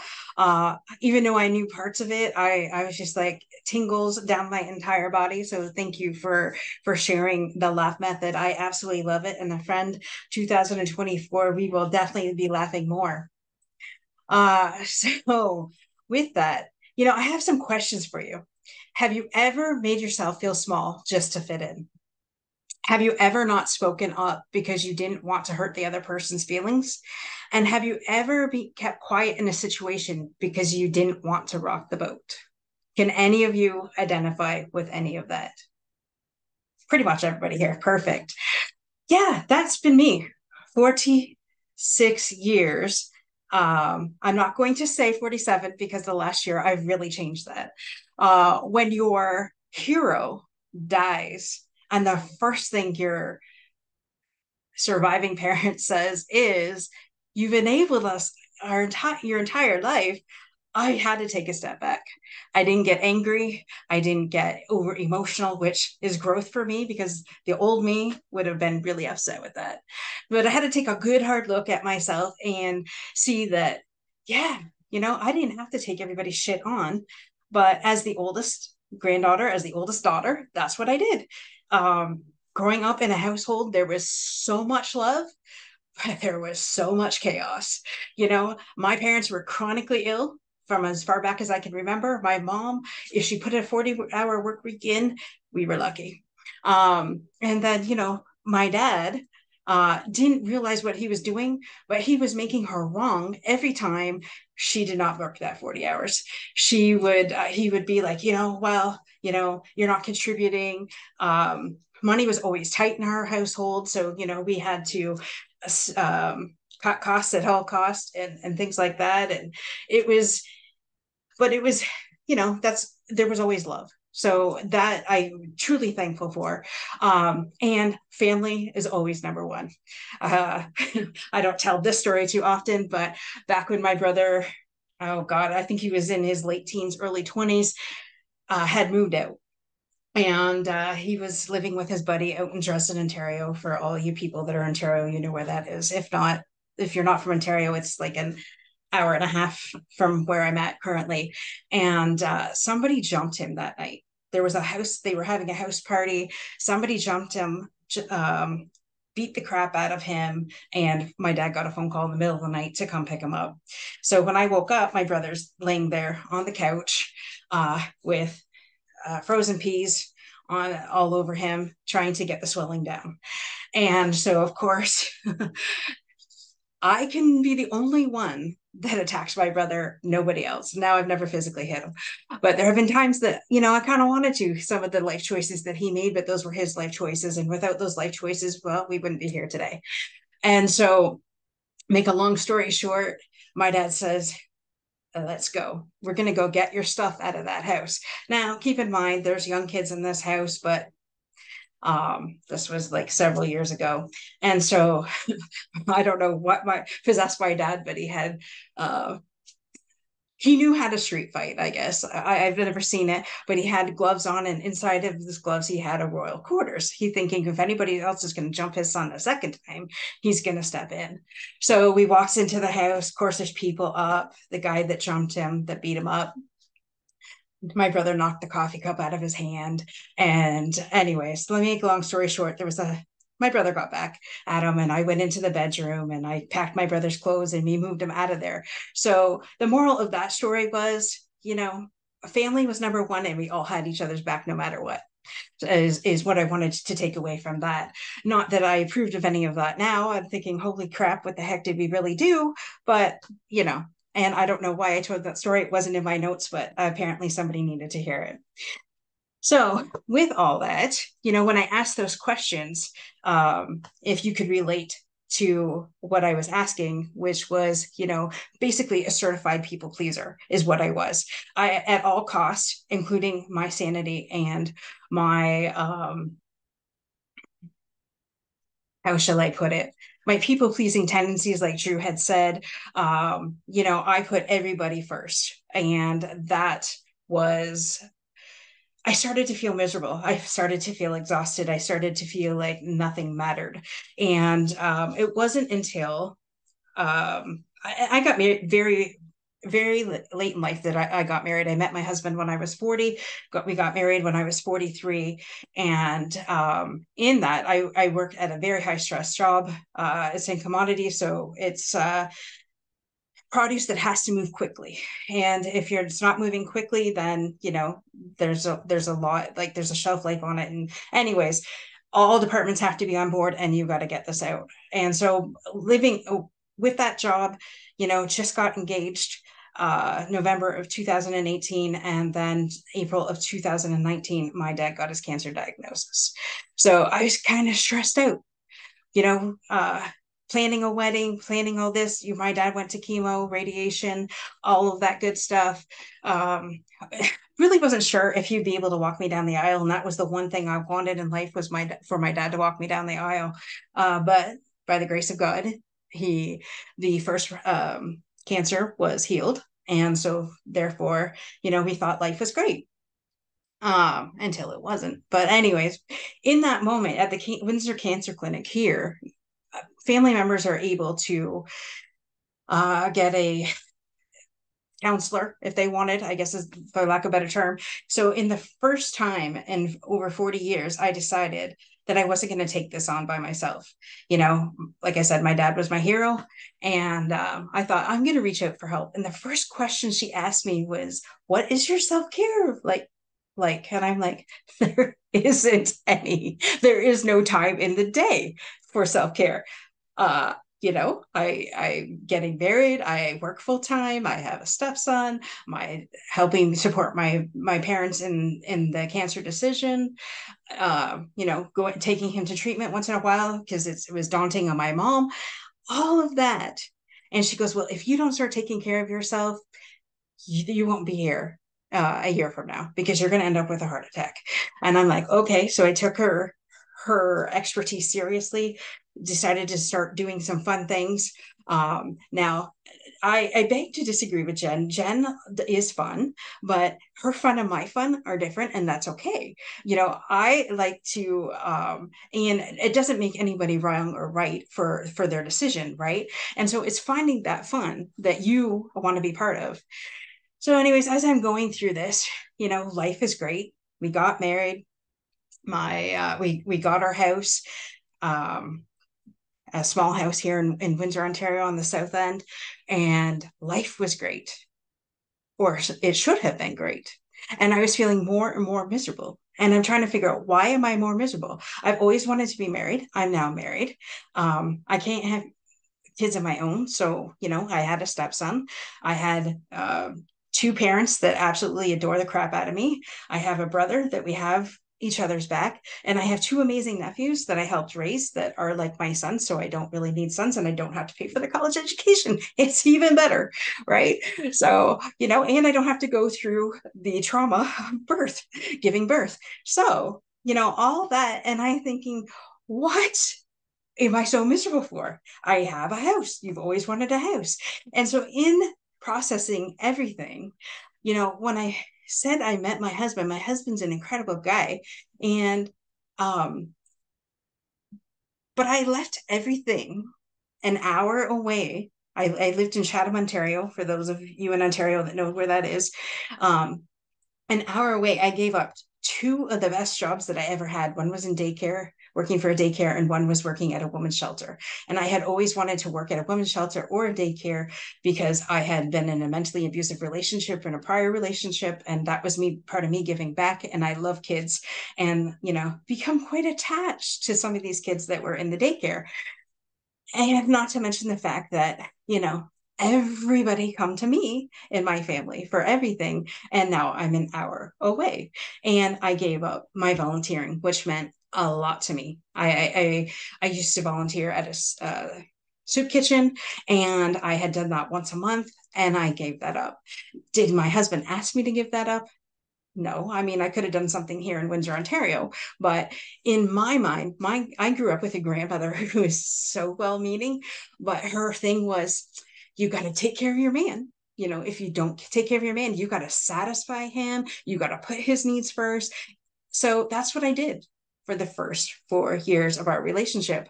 I spent my entire 4 years doing, exactly what he wanted to do, not rocking the boat because I thought, you know, and he didn't even realize any of this was going on, to be quite honest, because I was not the greatest communicator. My parents were married for 47 years before my dad actually passed away, and communication was not one thing that was in our household.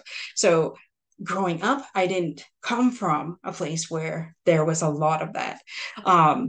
And so, it was, and if I would have just told him what I was feeling, I'm sure it would have went a lot better. But I kept it to myself. And so 4 years, here I am. And so I had to have that dreaded conversation. And I called it dreaded because I hated confrontation. I thought, oh, he's going to leave me. What am I going to do? Now I'm married. No one's going to want a 43-year-old divorcee, just got this home, he's going to leave. And I had this constant running talk in the back of my head that if I even said what I was feeling, that he would leave.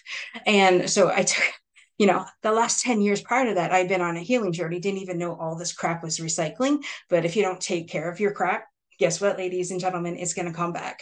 So, God made sure that I was back in the lesson. And so with that, got some great coaching and mentoring from, Jen. Kimberly is a huge mentor of mine, and just some of Vicky is in our, like I said, in our inner circle, and just supporting these women, just, supporting me any way that they possibly could. And so in that, I gained up enough courage to say, hey, wait a minute, Joe, I really want to, and I always had a side business. And I said, Joe, I gotta get back into some of the stuff that I was doing because I love you, but this just isn't enough. I need to feel that I am making an impact. I need to feel that I'm making a difference other than inside my home. If I can't, I still didn't tell my husband what happened last night. So he sent me out for dinner, right? To go get dinner. He hasn't been feeling well the last couple of days. And I didn't see this guy as I'm coming out of the restaurant. And so I have this bag. Next thing you know, this guy is standing beside my Jeep and he's yelling at me. I'm like, what the heck? So I roll down my window and he starts to share his spiel. He just came from Calgary. His daughter needed drugs, and the drugstore had delivered it, but because he didn't have enough money, he wanted money. He goes, I promise you, I'm not on drugs. I'll even pay you back. I'll give you my phone number and everything like that. Just, I'll pay you back. I don't carry cash here in Windsor. You can't carry cash. Like it's like debit everything, right? Some places won't even take it. Anyways, by the grace of God, I had $15. The guy needed 40.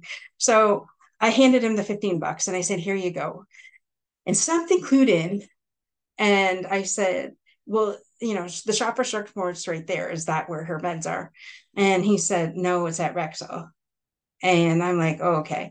And then I left because I was on a timeline. I had, other meetings that I had to attend to. Bottom line is I felt guilty because I feel like I should go back and see if this guy's there, hand him the rest of the money for this. Who knows? I mean, we have homeless people on every corner here. It could have been just somebody who needed some kind of something. It doesn't matter. He said, do you want my phone number? I said, no, pass it on to the next person. That's just, that's what I do. That's who I am. And I don't always publicize everything that I do. There's a lot of things that I do within the community that nobody has any idea what I do. But that's who I was. And I wasn't being that person, after we had just gotten married and I had moved everything.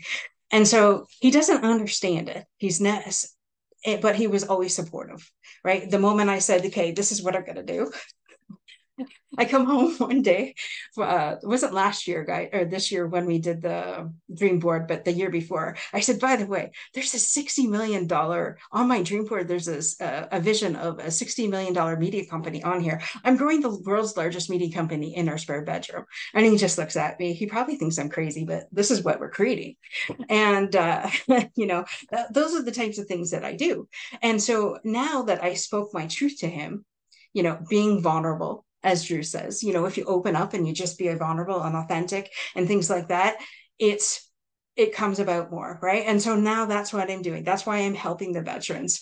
You probably can't see it. No. So I have veterans in my family. So that's my great grandfather and my uncle, and amazing guys. And so therefore, that's whom I serve, because it is part of my heart. But the reason why I'm sharing all this is because if we don't truly do what we love, we get squished. Then we get frustrated. Then we let the people in our lives, we get angry at them. Meanwhile, it's us, because we're not speaking our truth. We're not telling and communicating to them what we need, and sometimes having those hard conversations is exactly what needs to happen.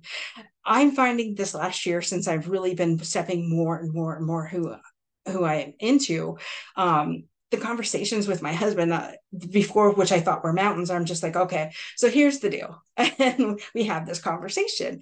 And so he's never been on a show. Hopefully one day we'll get him on there, but I don't make him wrong for it. And the thing of it is he supports me. And some of this is wild. He has this, one of the guys that is on Facebook and friends with both of us. He private messaged him. He says, "Man, your wife is inspirational. Tell her to keep going." When I feel like I'm going to give up, then something small like that happens, right? Or I'll get like a private message from somebody. Just when I feel like I'm not reaching anybody, God sends somebody in to tell me, what exactly it is that I'm doing. So yeah, where am I in my notes here? So the thing of it is, like, what I want to do is leave a legacy. And it's funny because everything happens in 7-year cycles. And I just had this conversation with Kimberly last week where I had this memory. This happened 7 years ago, and I completely forgot it with the chaos of life that it's been. My dad's youngest brother, who the one that I just showed you, this was in the Canadian Armed Forces, actually went to Taiwan to teach English. And on my mom's 40th birthday, or no, my mom's 60th birthday, which was around the corner from my 40th birthday, I was on a missions trip in the Dominican. And halfway through my trip, my uncle died. But 2 months prior to him dying, he had left me this email, and he was really upset. He goes, you got to change the Graham legacy. I'm really tired of the Grahams living paycheck to paycheck, living in poverty, not accomplishing anything. I have these ideas that I want you to bring to fruition, and you can't tell anybody. And, you just got to do this, patent it. And therefore the entire Graham family will, not have to worry about money ever again. And so I'm looking at these ideas, and I called my dad, and I'm like, I don't know what your brother's smoking, but it is, all of these things have been done. I was like, and number one, I'm not an engineer, nor will I ever be an engineer unless God decides otherwise. And I'm like, how am I even going to do a prototype for any of this? Like, this is not something I wanted to do. And so I left that conversation behind. So it's been dormant for 7 years. And in speaking with Kimberly last week, she goes, wait a minute. Your uncle is passed the torch to you to leave the legacy for the Graham family. And I'm like, yep. And she goes, do you not realize just what happened? She goes, it's already done. What we're out to create is already done. And so the legacy that he left is one of, the veteran community, number one. And I don't have to know all of it right now. God will reveal it when it's time. And like I had said, having the largest media company here in Windsor, Ontario, well, it would be globally, all over the United States of America as well. But in leaving that, if I did not, could you imagine if I didn't have that conversation with my husband 3 years ago, where we would be now? We wouldn't be having the summit. I would never have met any of you. I would not have written my books. right? I would not have, well, I actually have 3 shows. The third show we just started, it's all about Mayday moments for veterans and first responder community. That just happened. And there's more coming down the pipeline. I have some interested people wanting us to produce a show for them. So without speaking that truth, without stepping into who you really are, you have no idea who you will impact, right? And by being true to you, not only is that you're gonna go from confused to having clarity, and you're gonna be unstoppable in all that you do by being who you are. Don't let any man, woman, child tell you that you can't do something, because the moment somebody tells me that they can't do something, I'm like, well, watch me. Hold my beer, watch me, is basically what my thing is. And I get that's not everybody. But I want to leave you with there's a video here I would love to share with you. So 1 second while I bring this up, because why can't I do this? Isn't it on your screen? Like, can you not? Apps. Maybe if I go to apps. Oh, come on. I really want you to see this. Sorry, guys. Bear with me. Why is it? Hold on.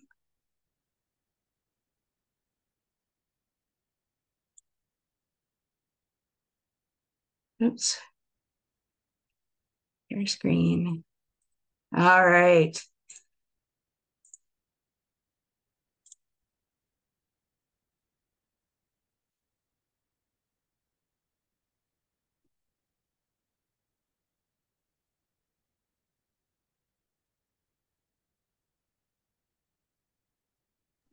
Dorothy, Yeah. when you share, you need to click share the audio as well.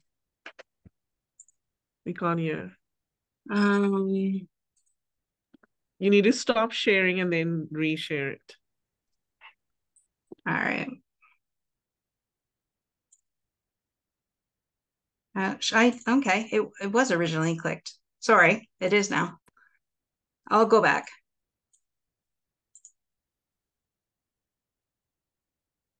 So with that, guys, ladies, oops, hold on. Why can't I get this? Hold on 1 second. So I want to leave you with one last thing. Whenever you feel like you can't be who you really are, think of that video, play it. I just found it on YouTube. This is me by The Greatest Showman. Step into who you really are. Embrace that this is who you are, because once you embrace who you really are, that is where you're going to get your clarity. So with that, I am going to open it up. We'll have a panel discussion. And so if any of our guests or any of the speakers have other questions within themselves, now's the time. This time is for you. So any questions? Who's first?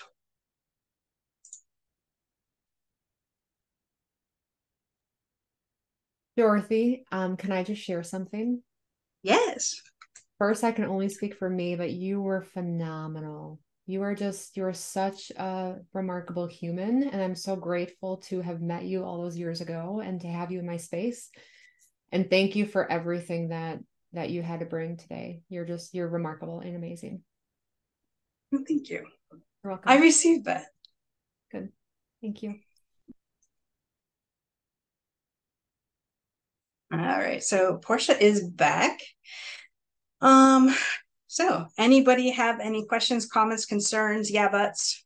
Vicky. So first of all, thank you all very much. I apologize for having my camera off, but I'm working today, and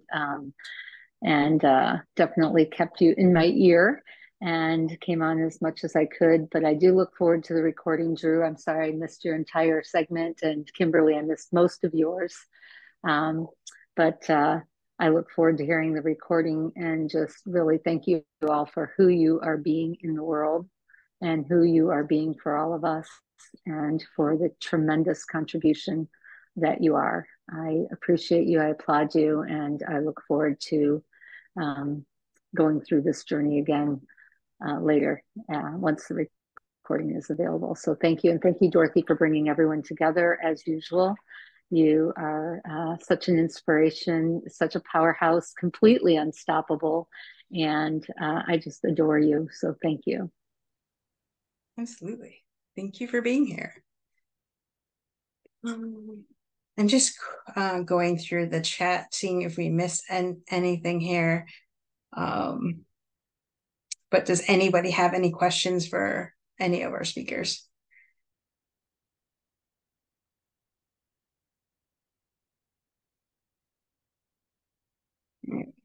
So there, I have compiled a list of some of the nuggets from our speakers, and I will be sending that out to everybody that I have the registration form for, and our speakers too.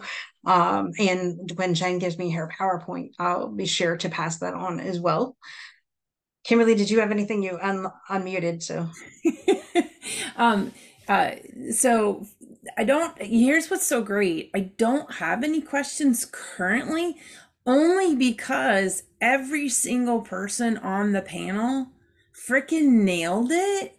And every single one of them gave me such great action items to take on. Like literally as they were sharing, I was taking them on, and then it led to the next thing. But your clearing, Dorothy, is so off the hook because everyone spoke, just pun intended, right? So clearly.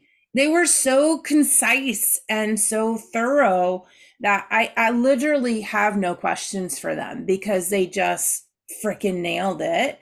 And I'm certain I will once I start to dive in, because my promise to you and each and every one of them is that I am going to follow through on, because that's pouring into myself, because they're so freaking awesome, each and every one of them in their own right. And the beautiful overlay of each and every one throughout the entire summit, like I just can't even believe it's over, right? Like it's like it moved with such fluidity and such grace and just clean and crisp and clear. So it's I'm like sitting here trying to come up with a question for the panel, and I'm like, I literally don't have any, because that's how good they were. So thank you, and I will have questions for all of you, and I'll reach out to you when I do. Cool. All right. So I have to ask, what was everybody's biggest takeaway? I am going to put everybody on the spot. I would just like one takeaway that you got from today. We'll start. Vicky, can you talk or no? Okay, she can't talk. So the next one on my screen is Kat. Kat, can you unmute and tell us what your biggest takeaway was?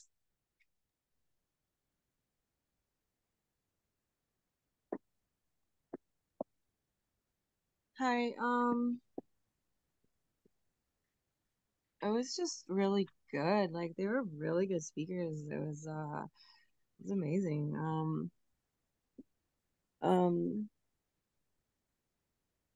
I don't I don't know one thing.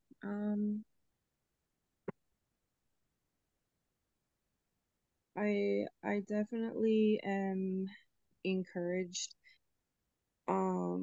to tell my story, I guess. I was listening to that. Like I have a lot of trouble with anxiety and trying to get over that. So that's something I'm gonna try to do. And I really, really liked the first one too, the labels. Yeah. But thank you for having me. Absolutely. Thank you for sharing. Vicky, are you able to share yours? Yeah. Wow. You know, I would say there were so many reminders today, right, of things that we know. And I think, sorry, I'm playing with my phone, trying one-handed. So trying to So looking at it, I think, first of all, I believe in Ubuntu, right? And I was in South Africa for several weeks. So honoring and respecting, I mean, this is just the essence of the entire summit, right? Is honoring and respecting yourself in such a way that you get to be fully seen, heard, and known. And there were many tips on how to do that and reminders, and which are inspiring as can be. Everyone's story was amazing. I guess more of this, like really just share your story and make an impact and have an impact and have your story be impactful. I think we all have a story, and sometimes we overlook the impact that it can have. Mm-hmm. And we don't share it in a way that it can impact others. It may be subtle the way that we're currently sharing. Yeah. Thanks for sharing that, because that was in my notes, but I had skipped over it. I had a coach once tell me that by you not sharing your story is being a disservice to somebody else. So by you keeping quiet, like people, we can all talk about the same thing. We could have 12 coaches on here talking about the same thing, but we deliver each differently. And my story relates differently than Jen's story would, or Kimberly's story. So by not sharing our story, we're actually being stingy, selfish. We're being selfish is the word that I was told. And that, I saw Rachel and Karen and go over here, go like, oh my gosh, like with that, I'm going to jump to, I'm coming to you, Drew, just one second, but I want to go to Rachel and Karen if there's anything there for you ladies. What you have to unmute yourself though first, son. You, can you hear me? There we go. Yeah, I can hear you now.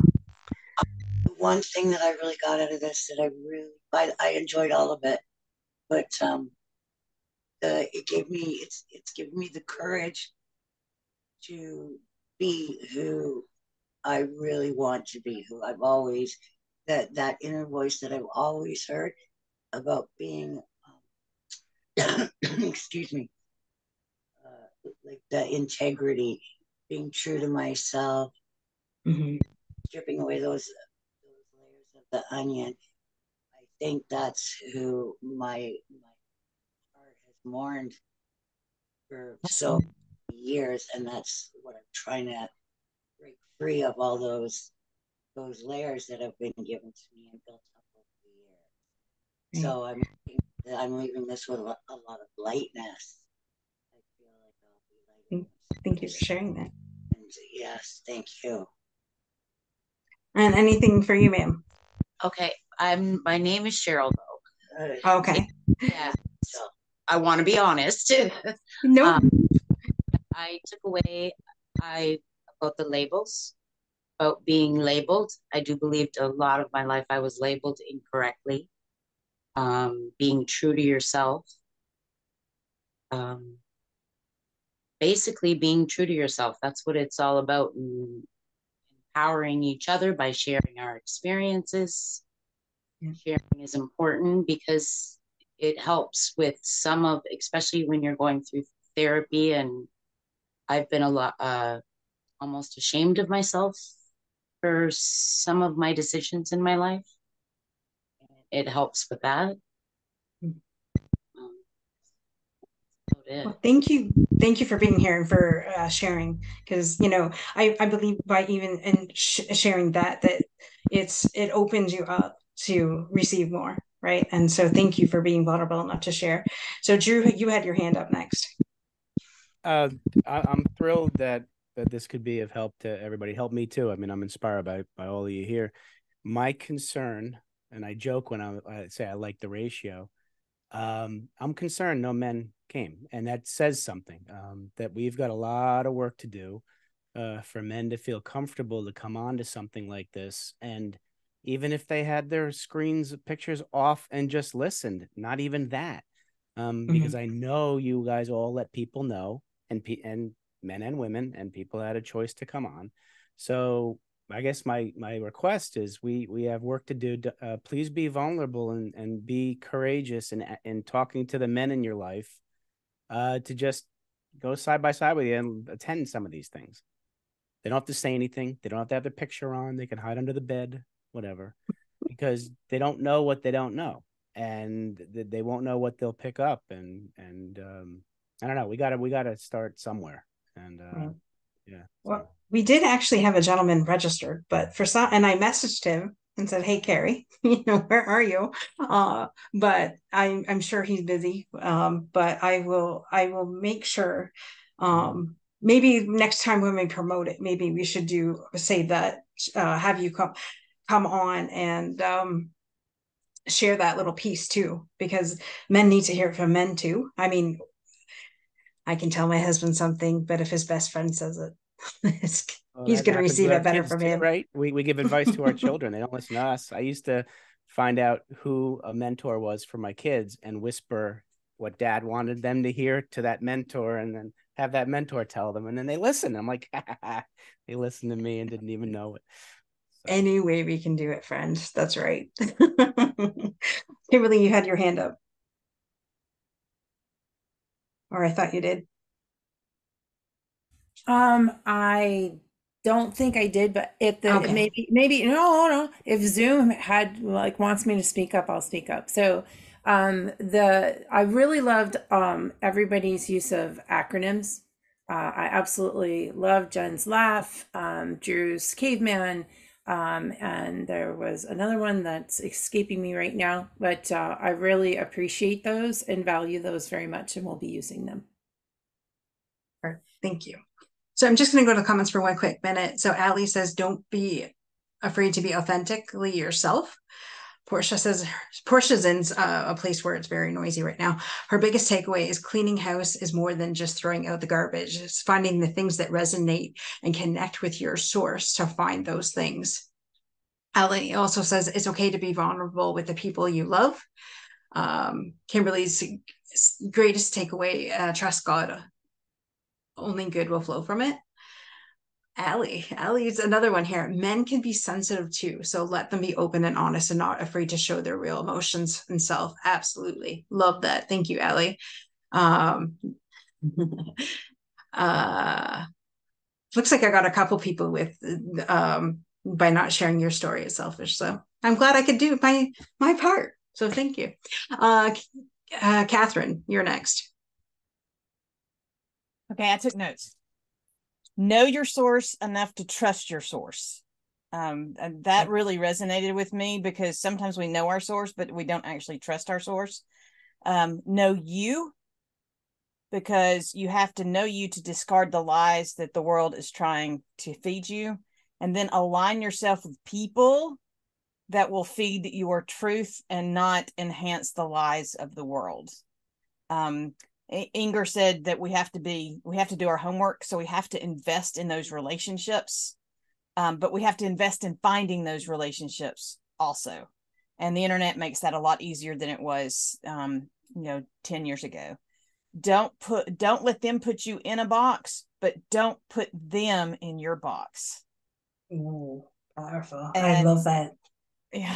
That comes from Drew, because I got to thinking about that. We have a tendency to try to put men in certain boxes, but we don't want them putting us in boxes. And keep telling your story, because your story matters. And when you share a heart, you touch a heart, and that's how we change the world. That's so great. I love that. Wow. All right. Ingor, what was your biggest takeaway? When I started speaking, I had to follow Portia. And so for me, the biggest takeaway is that we are all different, right? But together, we make up something really great. I want everyone to remember and to think about the tapestry of life. I know I speak about Ubuntu, but there's a reason why I do, and it's because I really believe in it. And it means I am because we are. And I would not have made this summit successful by myself. We needed all the other speakers, and we needed everyone that was listening as well. So Absolutely. we all have our place, and there's space for all of us, and we need to show up authentically as ourselves. Remember who we are and be proud of who you are, and come and bring value as you, not a copy of somebody else. So be proud of your difference, but contribute to the greater good. Oh, I love that. Be true to your difference. Jen, what was your biggest takeaway? I have to get off mute. Okay, if I had to pick one, you're gonna make me pick one. The power of relatability.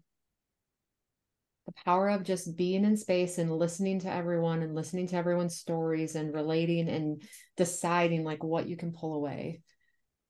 And I have to tie into what Ingor had mentioned. Man, there's power in community. And there's power in just knowing, wow, here's all these other humans in front of me, and here's what their stories are. And again, it creates that relatability or likeness, or one of my favorite phrases is normalization. It creates the fact, wow, that just normalized certain things for me in life that maybe wasn't normal before, which we all need. So that's all I got. Love it. Love it. Okay, Dawn, what did you get away? What was your takeaway? I got so much out of this. First of all, I know that Catherine said she didn't know any of us before this, but I think we all want to know her after this. And she wasn't even like scheduled to speak, but oh my gosh, like one of my takeaways is the one she wrote down about the ditch. Like fear will always lead you in the ditch. So I love that. I just love the idea of being true to whoever you are and whatever you're doing, you know, whatever your part is to play in this whole thing, whether it's helping people on LinkedIn, whether it's helping, you know, guys become more people, but guys specifically where Drew does, where he helps them become more in tune with who they are and helps us also honor them in the process as women. We just are that community. We are that, you know, gosh, when I was a kid, and I'm older than most of y'all, but there's that We Are the World thing. You remember that video thing? That's what we're doing through this Zoom thing. And, you know, I really love in-person events. So I'm not always a huge like fan of the Zoom summit, but I knew we all could get in the same place. And what a blessing that we did this so that we could all come into the same space. I just love that. Not to mention the fact that we're from different Dorothy, countries. I just have to remind y'all that y'all did it for me, just in case y'all were wondering. Just for me. We are thankful that we did it for you, because remember, Jesus would have died for the one. So, right. But I believe that everybody got something out of it. So, but yes, we did do it for you, Catherine. You're right. Miranda, did you want to say anything? Yeah.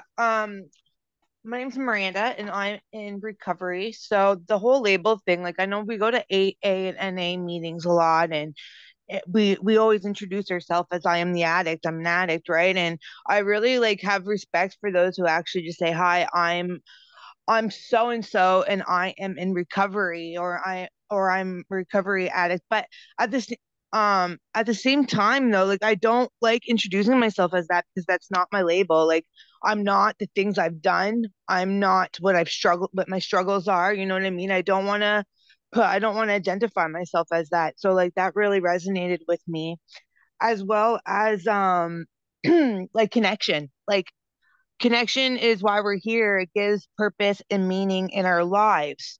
Well, the opposite of connection to me is addiction, because addiction is filled with isolating. So recovery equals connection, connection equals relationships, and relationships equals love, right? So I resonate a lot with the connection thing. And I know we're only supposed to pick one, but there was so much that I got from this. The third one being we all have defining moments. Like everything that we've been through, like it's really crappy to think back on, and like, just like what, because we think, we can't help but think naturally, how could we have done this differently, or um if if I knew what I knew, if I knew then what I know now, I would have done so and so. But these defining moments, like, obviously were not random, some are worse than others, but it was to wake us up. So now it's a kind of good way of me of looking at the tragic things that have happened in my life, and not have to look at them as tragedies, more or less look at them as defining moments. So yeah, thank you. I love that, as somebody who has overcome so much. I know sometimes I keep going back to this moment in my life 2 years ago when sitting beside my dad, watching him die. I said to my mom, I'm like, there's has to be a reason why we're going through this, because this is just this is inhumane. 9 days of suffering. And so I said to her, I said, we are obviously going through this so we can help somebody else out.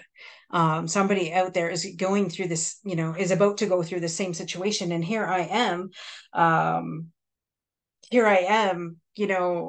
we're going through this, and this is why we're doing this. And her response to me was, well, I'm glad you feel that way, but I'm not ready. And I'm like, and you don't have to be ready. I am, right? And so you're right. When we go through things, instead of saying, oh, why me? Well, why not us? Because in those moments, we're going to help somebody else, because you are that chosen one that, do we want this? No, obviously not. But life is never a straight angle from the bottom to the right to success, to where we're at, to success and everything in life. And success meaning everything. It doesn't have to be business. It could be just having a successful relationship, or marriage, or even having a great relationship with your parents. Is some people's success. And so I think we get caught up in what success or what things really are supposed to look like. I know Jen and Kimberly have hammered me over the head the last 3 years of expectations. Expectations are the root of all freaking evil. If you expect something to be a certain way, you're always surely going to get disappointed. Why not be open to everything and attached to nothing? Because the moment I expect something from my family or my husband or my stepson or my job, then it becomes so built up in my head that when something different happens, I get crushed. And over the last 3 years, those two women in particular have really been there for me, going, hey, why don't we look at it a different way? Why don't we, instead of expecting this, what could God's always this or something better. Ask, what am I supposed to learn out of this? Is it this or something better? I want this or something better, is what I have been really taught to embrace. And so that is, and I think that's what every one of our speakers brought, some degree of that, being true to yourself, being true to who you are. The moment you're hiding, this is something that was in my talk too, but that I didn't say. The moment you're hiding from something is the moment that it has that has to be revealed. So what I didn't share was when I met my husband, I was really going to church. There was a group of ladies in Chatham church that after I left my abusive relationship, it was not great. I thought life would have been a hell of a lot better without me. And for some reason, God gave me this church group. But inside the church, some of these women were extremely judgmental. And I felt at times that I was being brainwashed to act a certain way or be a certain way. Now, all these women are incredible, and I am forever thankful that they took me under their wing until I met Jen and Kimberly. And so in that, when I met my husband, I had just done a church plant in a small church in Thamesville, Ontario, and I was heavily involved in what I was doing.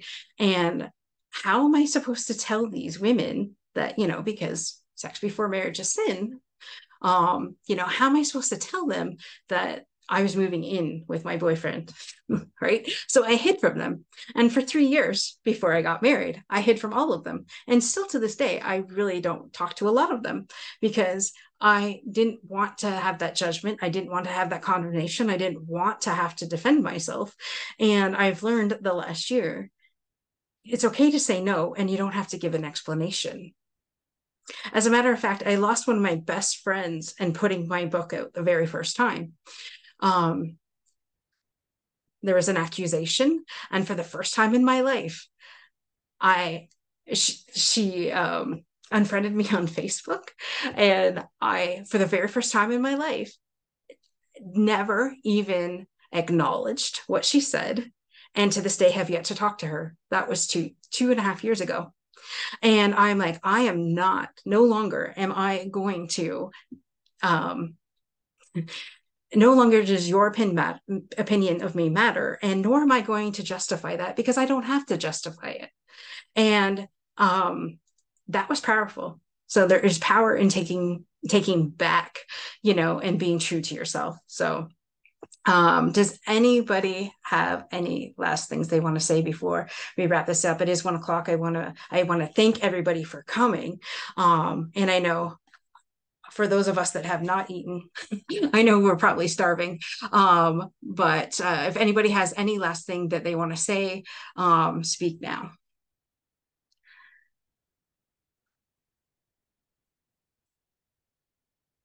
Okay. Thanks for putting this together, Dorothy.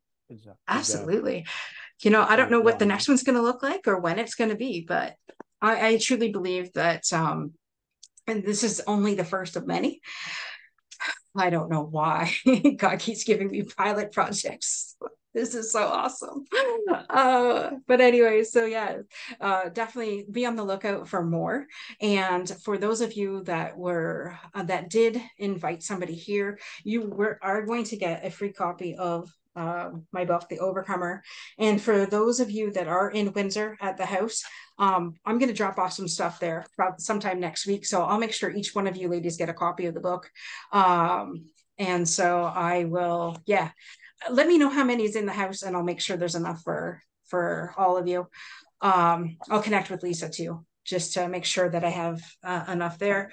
And so thank you all for coming. Thank you for investing. I'm not going to say giving up your Saturday morning. Thank you for investing in your Saturday morning with us.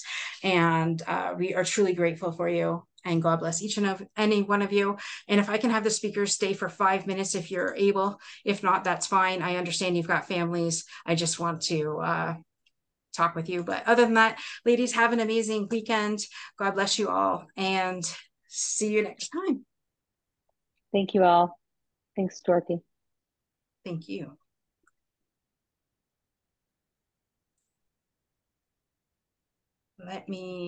How do I get the recording off? Hold on. Before.